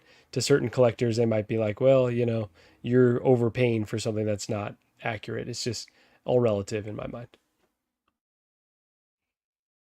I'm glad we had this talk. Wild rabbit hole. It was a wild rabbit hole. I liked it. I like the energy. So much passion. With that being said, Jazzic Dioramas announced the 1/6 scale Ultimate Catwoman 1992 DX figure, and the video was a bit interesting. He starts the video and kind of says, like, we had to kind of jump the gun on this announcement because there was a illegal and unlicensed version that I think had been teased the day before, like a few days before. And so he kind of wasn't able to share that in the way that he had wanted to. And I know that this isn't really the point of the focus of this part of the show, but it felt a bit pot calling the kettle black. Like, I mean, there are products that he's making and has made that fit both of those descriptions. And so to kind of hang that over other companies' heads, like, oh, ours is the officially licensed, approved, legal version, is just a bit silly. They do plan to include 2 head sculpts, 3 different mouth plates for a total of 6 head options, 2 movie accurate bodies with latex suits, 1 pristine, 1 battle damaged, cat litter display base, 1 whip, 5 sets of clawed hands, and I think they said if this sells well, they may even try to do die cast or metal on this part, an electric stun gun, a surprise accessory, and I believe they said the price was going to be between $250 and $300, and it might be a little cheaper if you get the 2-pack. And I think they were also offering it as a single pack as well. These are some of the renders of the gloves and the portraits. I do not believe officially there's been an unmasked portrait announced, but it is interesting. This is their second that's figure. The surprise Could be. Mark it down. You get 5 points if you're right. That'd be crazy. This is their second figure, and I know the first one, I think things went pretty okay. I think there were some minor QC issues with some of the glue that they used, but Hot Toys also does have that problem, just for devil's advocacy. But this is neat. I think it's interesting that with this and now the Batman the Animated Series figure, that they're beginning to trend into making figures with their new DC agreement. Not a figure that I'm particularly interested in, but I believe Mars Toys had hinted at making this as well. So I think Mars Toys is pretty damn good. I think Yost is going to have, if they do make one, there's at least another third-party company making one. It's going to be interesting to see how it all shakes out, but definitely some strong competition in that DC unlicensed and licensed field at the moment. So excited to see what shakes out at the end of it all. Yeah, Yost has really only made one other 6-scale figure, which was the Vulture, or Iron Scavenger. Iron Scavenger, it was called. Something like that. And that was just a helmeted guy in a suit or fabric clothing. So I can't really. I don't remember it having like a ton of like issues, like people hated it or whatever. But it's hard to. It's kind of like when InArt first showed up and was like, "Hey, we're gonna do this." It's like, okay, I'm skeptical. I'm super skeptical. So I really hope this does well. I like Yost. He's a good guy. He's very active in the community. So obviously, I want him to do well. It's just I gotta be a little bit skeptical until I see it. But that being said, is this gonna be like I guess we don't know, but is it gonna be like a limited thing like his vehicles, or is it gonna be like, well, I'm just gonna make however many they're gonna make? So it's my understanding that the pre-order is opening in 5 to 8 weeks, and like his vehicles, there will be a period of time in which they will end the pre-orders and then decide it, sort of like Sideshow does with statues. Okay. For their premium formats. So they'll like, oh, well, only like 10,000 people ordered it, and so we'll make maybe 12,000, like just in something case. like that. Yeah. Okay. I don't believe he typically. I could be wrong, but I don't think he typically has many for sale after the fact. Like his editions are cut pretty close to what is ordered. Every once in a while, I'll see him say like, "Hey, I have." He has a wait list that he'll fulfill from, but very rarely does stuff. I don't think I've ever seen stuff like go back up for sale on the website. Yeah. Maybe the what is it, the Batwing, I think is what it's called. I think maybe that one went up back to the website just briefly, and then it sold out. Yeah, I've seen some like Star Wars dioramas go back in stock, but I think I think those were just found. Yeah, it's like, well, we had them in the found stock in the factory, and so I'm gonna put up a little like a bonus sales post. So, but it's not like unheard of that he has stuff. Yeah, interesting. I think Yost is a smart guy, at least in terms of what the expectations of the 6-scale community are. He's been in the game a little while now. His whole business is predicated on the fact that we're going to continue to buy his products.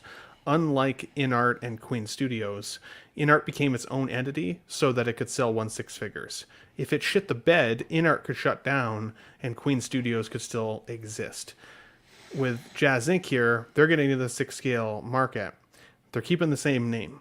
So if their 6-scale figure line ends up being horrible, if all these people end up buying in, and we get this thing in hand and it's the worst figure we've ever seen, or at least even just not the representation that they're kind of advertising, that's going to hurt his business tremendously.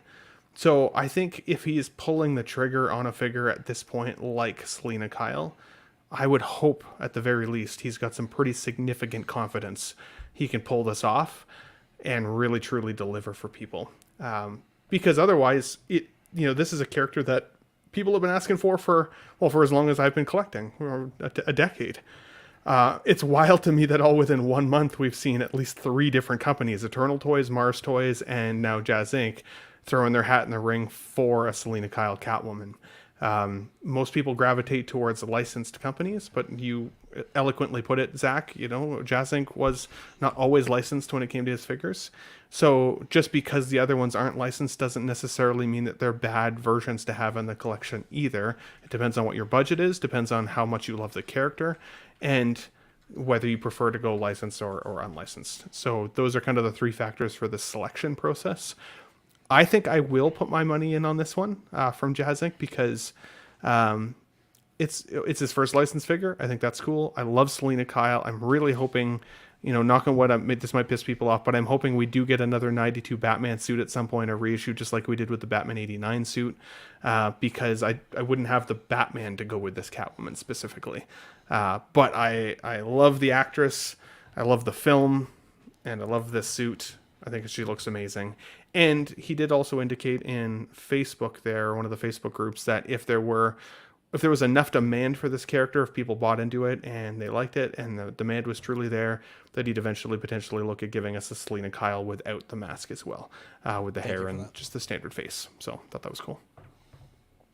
Yeah, this is cool that he's doing a Catwoman. I mean, competition for the other ones is a good thing. So I like that he's doing it. I'm not super optimistic that it'll be good, because you guys hear my opinions about the vehicles. So this is harder, much harder.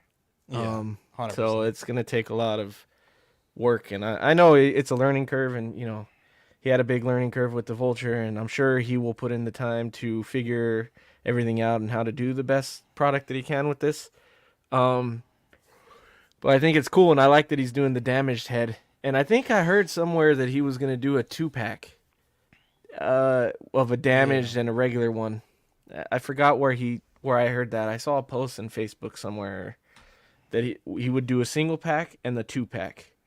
And I'd be interested in the 2-pack, because the one thing that not a lot of people did was the damaged head where her hair is out. Mm-hmm. So that's the way I want to display Catwoman. So if he does that really well, that'll be cool. And I think Mars Toys teased the damage head too. So I'm probably most likely gonna just stick to Mars Toys. But if the renders come out good, or the prototype he puts out looks really good, I would buy in on, because $300 for a figure doesn't bother me. I think that's pretty average. I don't think that's overpriced. If it was like a $700 figure, then I'd be like, nah, I'm not. If he went straight into InArt price, I'd be like, nah, I'm good. I'll pass. But I don't think 300 is too bad if that's what it is even going to be at, you know. So I'm willing to test it out for that price. If it's higher than that, maybe not. I'll wait for the first batches to come out and then play it from there. But yeah, I'm at least excited for the announcement. I'm like, I don't know, 50-50 on whether or not it'll be really good. Yeah, I'm really rooting for them, honestly, because we always talk about more competition, the better. Does that lead to, you know, more premium offerings and higher prices? Perhaps, but then I think it also kind of drives down prices because everyone's competing for a pretty, you know, finite pool of resources within our community. It's not a very big collecting community. After the pandemic, I think that it's shrinking again, right? So a lot of folks have fallen off. And so, yeah, so I think it's a good thing overall. I remain very skeptical, though, to everyone, to a lot of other points made here, that this is a really hard figure to start with. This is one that, you know, Hot Toys could have tackled, I'm sure, many times, and they never even felt comfortable. So, well, we don't know their comfort level, but obviously they haven't put one up for order. So I think this is interesting. I'm going to be keeping my eye on it. I'm not very optimistic that this is going to be S tier. I think that they will produce a very competent looking figure, but will it stack up right next to, you know, the best of Hot Toys offerings, InArts offerings, you know, other premium companies? I just don't think so. I don't think on this one, based on what I saw with the Iron Scavenger and, you know, where their strengths are as a company. But Yost is really smart. I think he's really driven to figure this out. So it's not going to shock me if they nail this. But again, I'm very skeptical. I'll just keep repeating that. And I think Charlie the Unicorn said this, that Watch Hot Toys is going to drop one now. You know, this is definitely, you know they've got a prototype somewhere that they're blowing dust off of and being like, oh, let's finally do ours. Yeah, blowing it out, blowing backs out. Speaking Marco, of which, she could get it. Go ahead. Oh my god! If this came out as good as we all hope, and as good as like those kind of teaser render pictures show, how do you think that would then change the perception of the dollar amount for things like Artisan and InArt? Because at the $280 to $300 range that this figure is coming out at, if it ends up being as beautiful as advertised, in my opinion, it looks better than some of the Artisan work that we've seen. So, like, how do you think that'll affect the community? Because Hano, for example, under the Hot Toys brand at $165 for a Wolverine, made us all ask, what the hell is the market share on these figures? Like, how much margin are we paying just for Hot Toys profit? Yeah, no, I think it could change the narrative. It could move. Yeah, really good point, Ben. You think that his first figure is going to come out as good as InArt or Artisan? I don't necessarily. But that rendering image is insane. So, like, I thought it was a picture of the actual actress. So I'm just saying, if that's what they're advertising, and it looks if it looks that good. Do we ever get what he advertises? Damn. I do have issues with how they've chosen to advertise this, though, and I get maybe their hand was forced or that they felt that way, but I don't love this whole, like, hey, this is what we're going to do. Now you've set this expectation pretty damn high. I mean, the thumbnail alone, you're looking at some of these images, like, okay, what am I looking at here? This is what you're aiming for. Okay, well, damn, this is where the bar's at right now. So instead of us seeing a prototype of the actual figure, it's a tough marketing strategy, but let's see what he drops in the next few weeks. I think the pre-order for this one opens in 5 to 8 weeks. I believe at this point the sculpts are approved by WBDC and Michelle Pfeiffer. So there was a great comment though, and you guys made it as well, but I just don't think this plays to their strengths. But you know, he has to do one of those mouth plates. Has to be the tongue out where she's licking herself. That would be freaking amazing. There's a picture where he's got a bunch of sculpts in a row, and one of them is a tongue out sculpt. Okay. So, that would entice me a lot more. Starting to believe. He's going for the kitchen sink approach where it's like, hey, we're going to do the metal claws and we're going to do a bunch of swappable faceplates and battle damage and regular. So it's just such an ambitious product where that scares me even more. Like, you're spreading yourself so thin to do so many different, accessories and versions that it's just, it's all a bit, it makes me a little anxious for what's to come. I think also, like, go ahead, Eddie. I was just gonna. I think he's just excited. every time he does something, he gets super like, because he's a collector too, and Yeah, that's what's he cool does about it him, with right? his, and he, so Yeah. he's ambitious and doing a lot because he's literally a collector making stuff for collectors. So Yeah. he gets excited. He wants it to be like, it's like when you're making a sundae, you want to throw all the toppings on there. So. All the nuts. Yep. I think the biggest hurdle, just on the outside looking in, goddamn, it's storming out there. For me, the biggest hurdle is quality control, and I think, in a vehicle that is 99% black, maybe like 95% black, 4% metal, and like 1% other, I think that there have been times where they have struggled a bit. Fingerprints showing up in the weathering.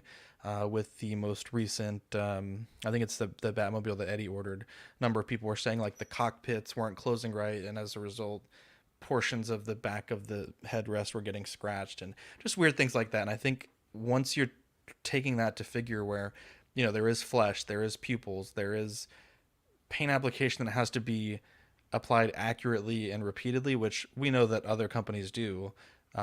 Being this is their first figure with exposed flesh, first figure with an official license of a person that has to approve it. It's a whole new ball game, and Yost, incredibly smart. Dean mentioned it. Like, I have nothing against Yost. Yost is a great guy. I talk to him a few times a year, and it's always very pleasant. But in fact, they won our Company of the Year award last year. So He texts back faster than I do. yeah, I text Yost and I tell him I didn't even the Ben can't be bothered. There's too much going on in the paint world. He probably does more than even a thumbs up. He probably does. So I just don't know, man. I just doesn't play to their strengths. But Yost is smart. He'll figure it out. It may take a bit, but Also the material, like this is a material that no 1/6 company famously bad to work with. Yeah, no Eddie, I'll 1/6 give you a point has got for that. it right. That's good. That's good. Yeah, you're 100%. That's a really good. Thanks for explicitly saying that, because I was kind of alluding to that, Eddie. But thanks for pointing that out really explicitly. Let's blow through these real quick because I'm on solo dad duty today, and You gotta show SpongeBob's comment. Oh, let's see. What did he Bro. say? Hey Zach, I'm at least 99% black, and I have no visible fingerprints on me. Stop your bitching. What's the 1%? Jesus. Blowing through this, comment. Mondo put up their not necessarily their pre-order photos, but their sort of this is going up tomorrow photos for their 1/6 scale Megan figure. This movie's actually been on my watch list, but I have yet to see it. I don't believe we have any information on pricing, at least from what their Facebook posts indicated. Bro. But this is coming out very soon, and this has been a movie I've really wanted to watch, so I'm actually quite excited. You to see gotta this. watch it. It's fucking badass. Is it like Chucky, or is it like better than Chucky? Because I'm not a big fan of Child's Play. It's been so long since I've seen Chucky. But it's Similar you'd though, right? recommend Where it. it's comedic in a lot of senses. yeah, Interesting. I'm excited for this. because she starts off as kind of like a hero, like an anti-hero, and then she like devolves into fucking madness, and it's like, holy shit, she's crazy. Yeah. But yeah, you got. I just shared this for likeness purposes, by the way. Yeah. I don't like the way that the hair looks on the 1/6 scale figure versus the screenshot that you're showing, but I also haven't seen the movie, so perhaps I'm wrong. Yeah, I'm not super sold on the face either. That's why I was It showing looks it. I think it looks like off. ass. Yeah. It looks like the sculpt looks like a person, and Megan or M3, I don't know. That's It Megan. looks like Uncanny Valley. Freaking. Right. It, almost this did looks too much good like a sculpting human there. being. Yeah, it's like, bro, you're supposed to make it look a bit off. I always thought, like, again, not seeing the movie, but from the trailers, that the eyes were oversized, and Yeah, a little just bit. something looked a bit weird. Like, it looked close. Have you guys seen but it Ted was 2? off. Have you seen Ted 2? I have not. She's Yeah. like, do I have fuck me eyes? You have give me the ring, my precious eyes. Oh yeah. There you go. Oh, I can't wait to watch this movie. Let's see here. Moving on, 1/6 Kit made the announcement that for those who pre-ordered and paid for the Toys Era The Last Father, they have been informed by Toys Era that all the figures are missing the gun holster. they say just give them a few days. They will get the holsters in and they will include them in the package. So amazing customer service by 1/6 Kit. Also, God, that guy on the assembly line, that they're like, damn, this is an easy day of work. And then it's like 4,000 holsters in their station. It's pretty crazy to me. That poor kid did not get their dinner. Oh boy, sent him right back to Nike. Jesus Christ. Sent him straight back to the Apple factory. Anyways. Oh, dude, fuck. I was about to make that joke. Oh, man. We're like, this job really is easier than working at Apple. I do not support this comedy. Oh, Ben. Oh, my God. This fucking blister. Last on the show sheet, the Infinity Studio Pacific Rim Mecha Heavy line. Eddie, you and I, big Pacific Rim fans. A few people in the Patreon chat sent me this as well. So we have Gypsy Danger. What is... Damn, I'm looking like a damn That's fake the fan Russian here. one. I forgot the Chernobyl one, bro. Yeah. And then I don't know any of the names other than Gypsy Danger. So all I know is that one looked like Crimson a Typhoon. Beam. Yeah, Crimson Typhoon. That one's out already. They announced that one. Is that Striker Eureka in the back? I have no... Oh, and is it... I don't know. So the Crimson Typhoon, they announced that one like 2 years ago, I think, and it came out last year. So there's reviews for that one on YouTube if you guys want to check it out. They're all die cast.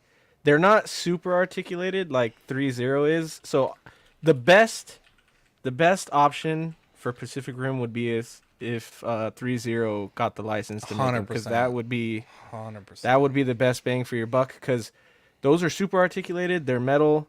And they're also good price point. These are super expensive. Like, I think the Crimson Typhoon was like somewhere between $300 to $400. So, God damn. How tall are they? They're 12 inches, so they are pretty big. Oh, okay. And the bases are magnet, or at least for the Crimson Typhoon it was. So you can, it's made of plastic though, the base, but there's magnets in it, and since it's die cast, it just sticks to it. Yeah. And they have like little gimmicky, like they have the lights with the Typhoon. They had like the movable blades and stuff. So they're cool. Yeah. But they are super pricey. So you have to be a big Pacific Rim fan to get them. You know? I have the NECA 18-inch. I have the Chigokin Gypsy and the 1/2 scale bust, which obviously isn't 1/2 scale. These are nice, but bro, honestly, I think when these companies get these designs, like if you look at the movie, the Gypsy Danger isn't that aerodynamic. Like, it's pretty fucking bulky. And I feel like they try to give it a very heroic proportion, and that's why I don't really like the Chigokin one. It looks more like it just doesn't look right to me. I think the NECA 18-inch one and the NECA Ultimate, to me, those are like the gold standards. Although the Ultimate is very small. The 18-inch one, oh my god, there was a guy in San Antonio selling one this week, and I almost bought a second one. It's Eddie, if you can get that one, bro, that is like, honestly, I've said this many times, my favorite figure in the collection. If I had to sell everything, that's the one, bro. It's yeah, so I think good. I have nothing from Pacific Rim, and if I were to get a line, I'd want 3.0 to do it. That's the only way I'd get multiple Jaegers. Otherwise, I just need Gypsy Danger. And you know, the Diamond Select made one last year, and it's kind of expensive, but it's really good. I think it's like maybe 8 inches tall, but it has all the swap out parts. It was weird because the solicitation photos don't really show a lot of stuff, but it's Oh, you know what? I have a third party one on order. Did I send that to you too? Or we talked about it? Yeah, that one was expensive as well. I think that was the Ling Ji Hun. Yeah. Bless you. Bless you. Wow. Papa bless. Yeah. I like these, but you're missing half the shelf, right? Like, you could buy you don't have the kaiju. Right. You could buy all the robots in the world, but they don't fight each other. That's true. So That's it's like, true. yeah, I guess they would look cool, next to each other, but like, you're still missing half the goddamn movie. So, yeah, it's like Eddie said, it's like they are cool, but for that price, You got to be really in love with it and be okay. Now I want to go play with my Diamond Select when we get done with this. Dang. I remember how cool it was. Dude, look at this fucking figure, Eddie. I know we're running long. I apologize, but look at this fucking figure, dude. I got this. Look who rallied like Bane. I'd rather have a Power Rangers Megazord. Okay. Ben, get the... I would love to have that too. Oh, Dutch Dutch boys. Oh, bros. Dutch oven. Goddamn, how long is this fucking commercial? I can't even skip this shit. Don't go to Timmy. You're gonna get struck. You're gonna get struck. Oh my god, another commercial. Fucking hell. What the hell? Shit we don't want to watch. All right, here we go. Eddie, this thing is fucking awesome. Where's all the Oh accessories? yeah, see, he came with a bad guy. Well, no, I think you can. God damn, this motherfucker didn't show the accessories either. Hey, does Goddamn, he always lazy starts reviews. off with them? Does he Oh, really? what the hell? He didn't start out with them. Anyways, it comes with the swords. It comes with the plasma gun. You can swap out the arms. The paint is fucking awesome. It looks good. The only thing is he can't fucking stand for shit. But other than that, I feel like that's half the fucking figures I buy these days. I don't get that price. That price is wild. This one's $40, but yeah, it's pretty Wow. good. Oh, It I has a see. Okay, figure this is with- the alternate. Okay. Yeah, sorry. This is the, I guess like the American version, and it looks, it has the right build. I think it looks, to me, it looks like the less. This is too heroic, and the movie is not this sleek. At any rate, that's all. Oh, we have one more thing. Okay, first off, Lego can lick my nutsack because this is fucking $300, and you get 4 fucking minifigures, and they're advertising that this is the Lego Legend of Zelda Great Deku Tree. They're advertising this as a 2-in-1. It's barely a fucking 1-in-1. This is not a fucking Lego set. This is like half a fucking tree and 4 minifigs, and I can't stand Lego. I fucking every set I want is like more than Hot Toys price. I don't understand how they can't make reasonably priced sets that everyone can fucking afford. I'm a fucking grown ass man. People keep You're not fucking wrong. People are lining up at Lego store to buy this shit. I just want, give me a fucking $50 Legend of Zelda set or $100 set. Every fucking set that comes out is a stupid idea set that's like $500, and it pisses me off. So that's my Lego. Yeah, grinds my gears. I completely agree with you. Because there is like play features like in the back, but it's like I wouldn't even call it like a full room. It's just like it's a fucking hollow shell. My ass has play features in the back. This is fucking. This is terrible. I do like the minifigures, but 3 of them are the same guy. So it's like you really can't have 2 links or 3 links in one fucking Zelda display. So it's like, okay, you got 1 Zelda and 1 Link. Why didn't you give us? I mean, I know you have like Kid Link and Hero of Time Link from in Ocarina of Time, but it's like you couldn't throw in a Zelda from Ocarina of Time or a Sheik or Surya. Yeah. Sheik, yeah. Yeah, if you give us Kid Link, because Mushroom Kid. Ben, it's been a long time since I played the game, but does Adult Link ever go back to the Deku Tree? No, the Deku Tree dies at the right. the It dies. It's So he's the first temple. Right, as Kid Link. So it's like, why did you give us Adult Link if he never? It definitely has its issues. That being said, it's really cool. I do overall like this. That it almost seems kind of weird, the games they give you, Ocarina of Time, and then what's this one called, Ben? Breath of the Wild or Breath of the Wild. Tears it's of like, the Kingdom. Yeah, Tears of the Kingdom. Tears of the Kingdom. It's like, okay, I guess, but overall, I don't hate it. $300 fucking dollars, Dean. I don't love it. But $300. I kind of Bro, love it. if I saw this at Walmart and it was $100, I'd be like, damn, that's a lot for this. $300 Really? for 4 minifigs and half a tree. Remember when I was crazy. like earlier in the show, I was like, everything's relative. This one I don't get. I'm with you, Zach. I don't fucking understand. Half a tree. They say it's 2-in-1. It doesn't even have the whole tree. Half the tree. Yeah, it'd be one thing if it was both sides, but you have to. Thank you. You have to dismantle it and make the other set. It's like, oh, I can't just turn it around and have both trees. No, that I think would. I don't know about justify $300, but it would definitely be an easier nut to swallow than it's one or the other for $300. That's crazy. I would also never convert it out of the Ocarina of Time version because I as much as I loved Breath of the Wild and Tears of the Kingdom, I don't even really remember the Deku Tree in there. Whereas the Deku Tree is like what starts Link's journey in Ocarina of Time, like the death of the Deku Tree and what he assigns Navi the fairy to him and all of it, right? And so I don't know, like. The Deku Tree is cool. I agree with you, though. Lego pricing is getting out of hand. I think they could have given us a little more in the set. Like, for example, Ocarina of Time Adult Link has a blue, a red, and a green tunic. Why not be able to give us some swap outs at the very least, right? Like, if they never come back here, give us more of the mini figures. Give us more of the characters. Like, more. Yeah, there's a lot more that they really could have done. 100%. 100%. So, or even like some of the shops that are in and around Kokiri Village, like... there's a lot of cool little Kakariki, I always called it, but I don't know. They gave you his house, which was cool. Yeah, Link's little house, his apartment that he wakes up in. His little apartment. That was cool, but that's not enough. Not enough for $300. It's weird that they couldn't give him a fairy in some way either, Alec. Like a floating pink coin or something. But maybe it's got the ocarina. That's super cute. And the shields. It's weird though when you compare. Like, I get it. This is 100% not apples to oranges, and I've made bad comparisons all show. But it's like you get a line like Animal Crossing, which is a huge. Oh, that's the fairy. Nintendo property. Nice. And, okay. Sweet. Okay, there we go. Wrong color, but.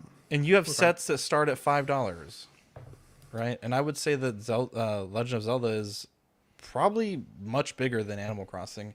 Yet there's no almost every kid I grew up with at one point or another played this game, and most people know their parents have played this game with their kids, right?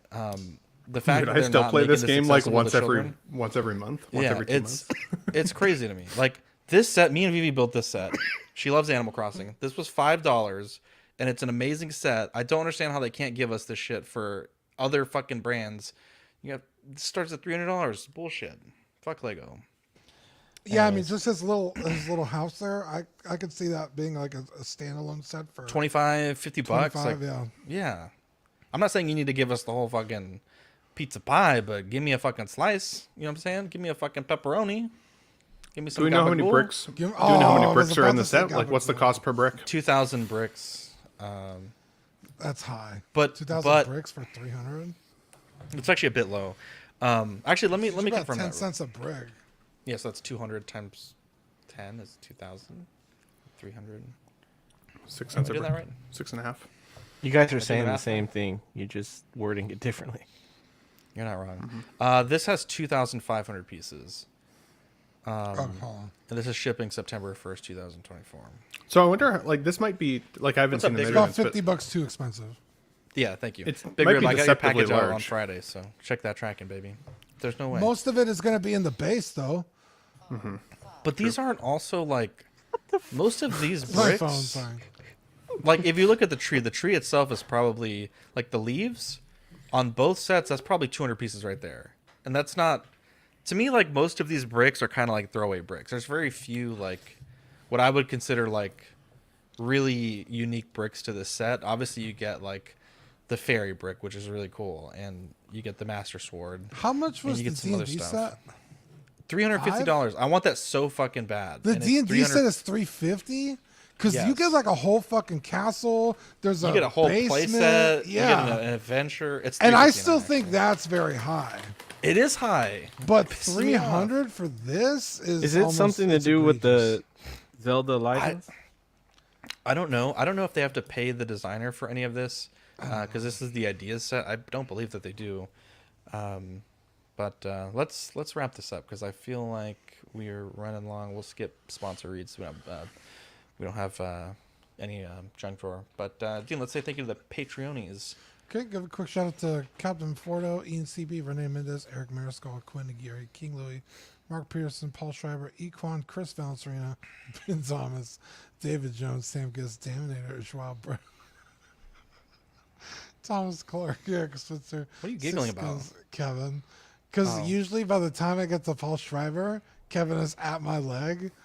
Looking his nuts. I made it all the way down. Jesus Christ, look at his nuts. How dare you? Jesus, come on. That's the son.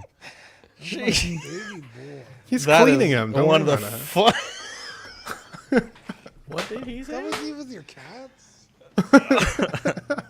That's what he does with one people in his cat, life. Plural. Anyway. Eric, I'm licking his... why would you say that? You are a furry, dude. You Oh really my are a god, that is one of the funniest Sorry, I've never been invited back. I apologize, community. That is one of the funniest. How dare you? Oh, Ben. Ben Thomas, David Jones, Sam Guest, Daminator, Joao Bretta, Thomas Clark, man. Eric Switzer, I Six needed that. Guns, Figs, Billy Badfish, Toy Cartel, Sweet Sweet, Danny Lee, Deanie Martin, Stephen Krep, Big Old Fern, Caesar Marquin, Mark Phillips, Elisa Martin Babonsky, Rick DeGregorio, Ricardo Valdez, Jose CZ, Irwin Azucena, the illustrious Rainer, Alan Morgan, Two Cosby, Wah, Derek B., Aries Portillo, Alvin J., Sixth Scale Collector, Aurelis Delgado, Jazz Carroll, Joe Ridley, Pablo Meza, D-Rock, Matt Clevenger, Seth Tucker, CC3PO, Scott Smith, Don Madon, Stephen Pritchett, Sean Usby, Scott Bradley, Stephen Maria Stanley, Eddie Manzanares, Louis Bennett, Chip Perrin, Jimmy Hernandez, Gigi the Judgmental, Exodus, and Brenton Palmer. Also, shout out to Abe Dunks TV. Love you, buddy. How dare you, Badfish. May, June Patreon benefits. We have the Tough Nut sticker and the Small Talk sticker. We're also working on the July, August benefits. We may do a D&D sticker sheet with our Baldur's Gate 3 campaign. So there is that. I think we're also doing an OFAC sticker to celebrate their breakitis or potential last show. So very cool on that. Patreon starts at $5 a month for the hot seat, $7.50 for the Sweet Angel, $15 for the Certified Crispy, and $25 for the What a Guy tier. I think I actually found a few Patreon envelopes that fell between my seat and the door, passenger seat and the door. So if you haven't gotten your letters for this past cycle yet, they will be going out tomorrow. So my apologies for that. But let's see, we have a channel membership as well. You can get sign up on the join page on our channel. But shout out to Absolute Irwin, Alvin J, Andrew Gibo, Benjamin Hansen, Big Old Fern, Bob Dylan, CC3PO, Chris V, CT603, DJ, Daminator, Doc Smizzle, Equan, Fat Batman, Gare Bear, Godo Swatchka, Gotham Cenobites, Justin Sports Cards, LV Avengers 702, Mark Pearson, Mike Clitoris, Money Mendez, OG Fan, FG Rick, 16 Figure Focus, Paul Schreiber, Philip DeFool, S Beam, Sam Giss, Scarnlord, SpongeBob SquareBalls, Sunnyvale Russ, The Ben Thomas Show, Toy Mafia, Exodus, and we appreciate all you guys for your support and keeping the channel going. You can become a channel member for 99 cents if you're in the Patreon already, or $2.99 if you are not. You get loyalty badges, chat emojis, and member shoutouts. And as always, we have TeePublic. We actually sold the shirt last night, so if that was you, let us know. We'll give you a shout out. But a lot of these designs were drawn by Dean, and you'll love to see it. Looking at the network, we have Question of the Week on Sundays. I think we missed Sunday, but we played D&D so late on Sunday, and I had a giant tree try to kill my family. So Sunday was a busy day. Saturday was a busy day. So we'll be back this week. Small Talk this Thursday. I believe we are taking off of D&D this weekend because Jay has a toy show, but perhaps we'll play Ox PD because I finally got that baby up and running. Hey, just another Friday night. Yeah, just another Friday night on Fridays after dark tomorrow at 10:30, and our newest show, CW Movie Night with Thomas and Chris. They had their first episode on Alien 3, and it is a very highbrow production. I'm actually very impressed with their first episode. It was pretty fucking good, honestly. So I'm excited to see what movie they choose next. And if you haven't watched it yet, give it a listen. They're also we uploaded on the audio feed as well. So plenty of ways that you can enjoy that. And yeah, I think that's it. Anyone have any shout outs that they want to give? Can I get a reverse shout out? Yeah, of course. Ben for being a piece of shit. Wow. Wow. And the Badfish for making us take off of Baldur's Gate. Wow. Great to see it. Great to see it. I was going to shout all of you guys out, especially Zach's Wonderland, for doing all the awesome gifts for us recently. That was really cool. And thank you for all the efforts. I apologize for being a bad friend by not responding very well. It's the last Are you wearing a badge? What is that? To the friends here. No, this is a hockey Hall of Fame shirt. Don't worry about it. It's hockey, Wow. right? Yes, don't worry about it. To all of the friends here and the community members and everything, People in if your life. you message me and I don't respond, I apologize. I will try. I promise. It's not okay. personal. Yeah, okay, if that's buddy. ever the case, shout out to lie all you about it. lovely bastards. I love your faces. I would never do such a thing. I just have a bad memory. Shout out to 4K. anyone that sends me a message. I will not respond. So I've been messaging him for like 6 months. Shout out to Manny. I got to meet not meet, but I got to hang out with Manny for a moment today. It's nice. Nice. Man, he's a sweet guy. Eddie, you got any shout outs to want to give? No. Awesome. Wow. There we go. This Man of many this words. weekend, this weekend is my birthday, so I think I'm not going Wow. to do a Let's Get Nuts show. Happy So birthday. He's going to be getting if nuts I on his birthday. if I decide to take off this weekend, Well, Let's like Get Nuts will be givings. back the following week. Just so you guys know. It's a whole lot of nut. Anyways, happy, I'll how be old are sure you to going to send be, you Ben? pictures. Sick. Wow. 37. I'll be 37. 37. Fern says you haven't replied to him in 6 months. That's So not there's true, Fern. Big Rib, my guy. I sent your package. Let me know when you get it, Mr. Rib. So there's that. Anyways, we love you guys, and we will catch. Oh wait, hang on. Time. That's not how we do it here. Anyways, I'm Zach. I'm Dean. I'm Marco. I'm Ben. I'm Marco. That was rough, bro. That was rough. Yeah. Jesus Christ.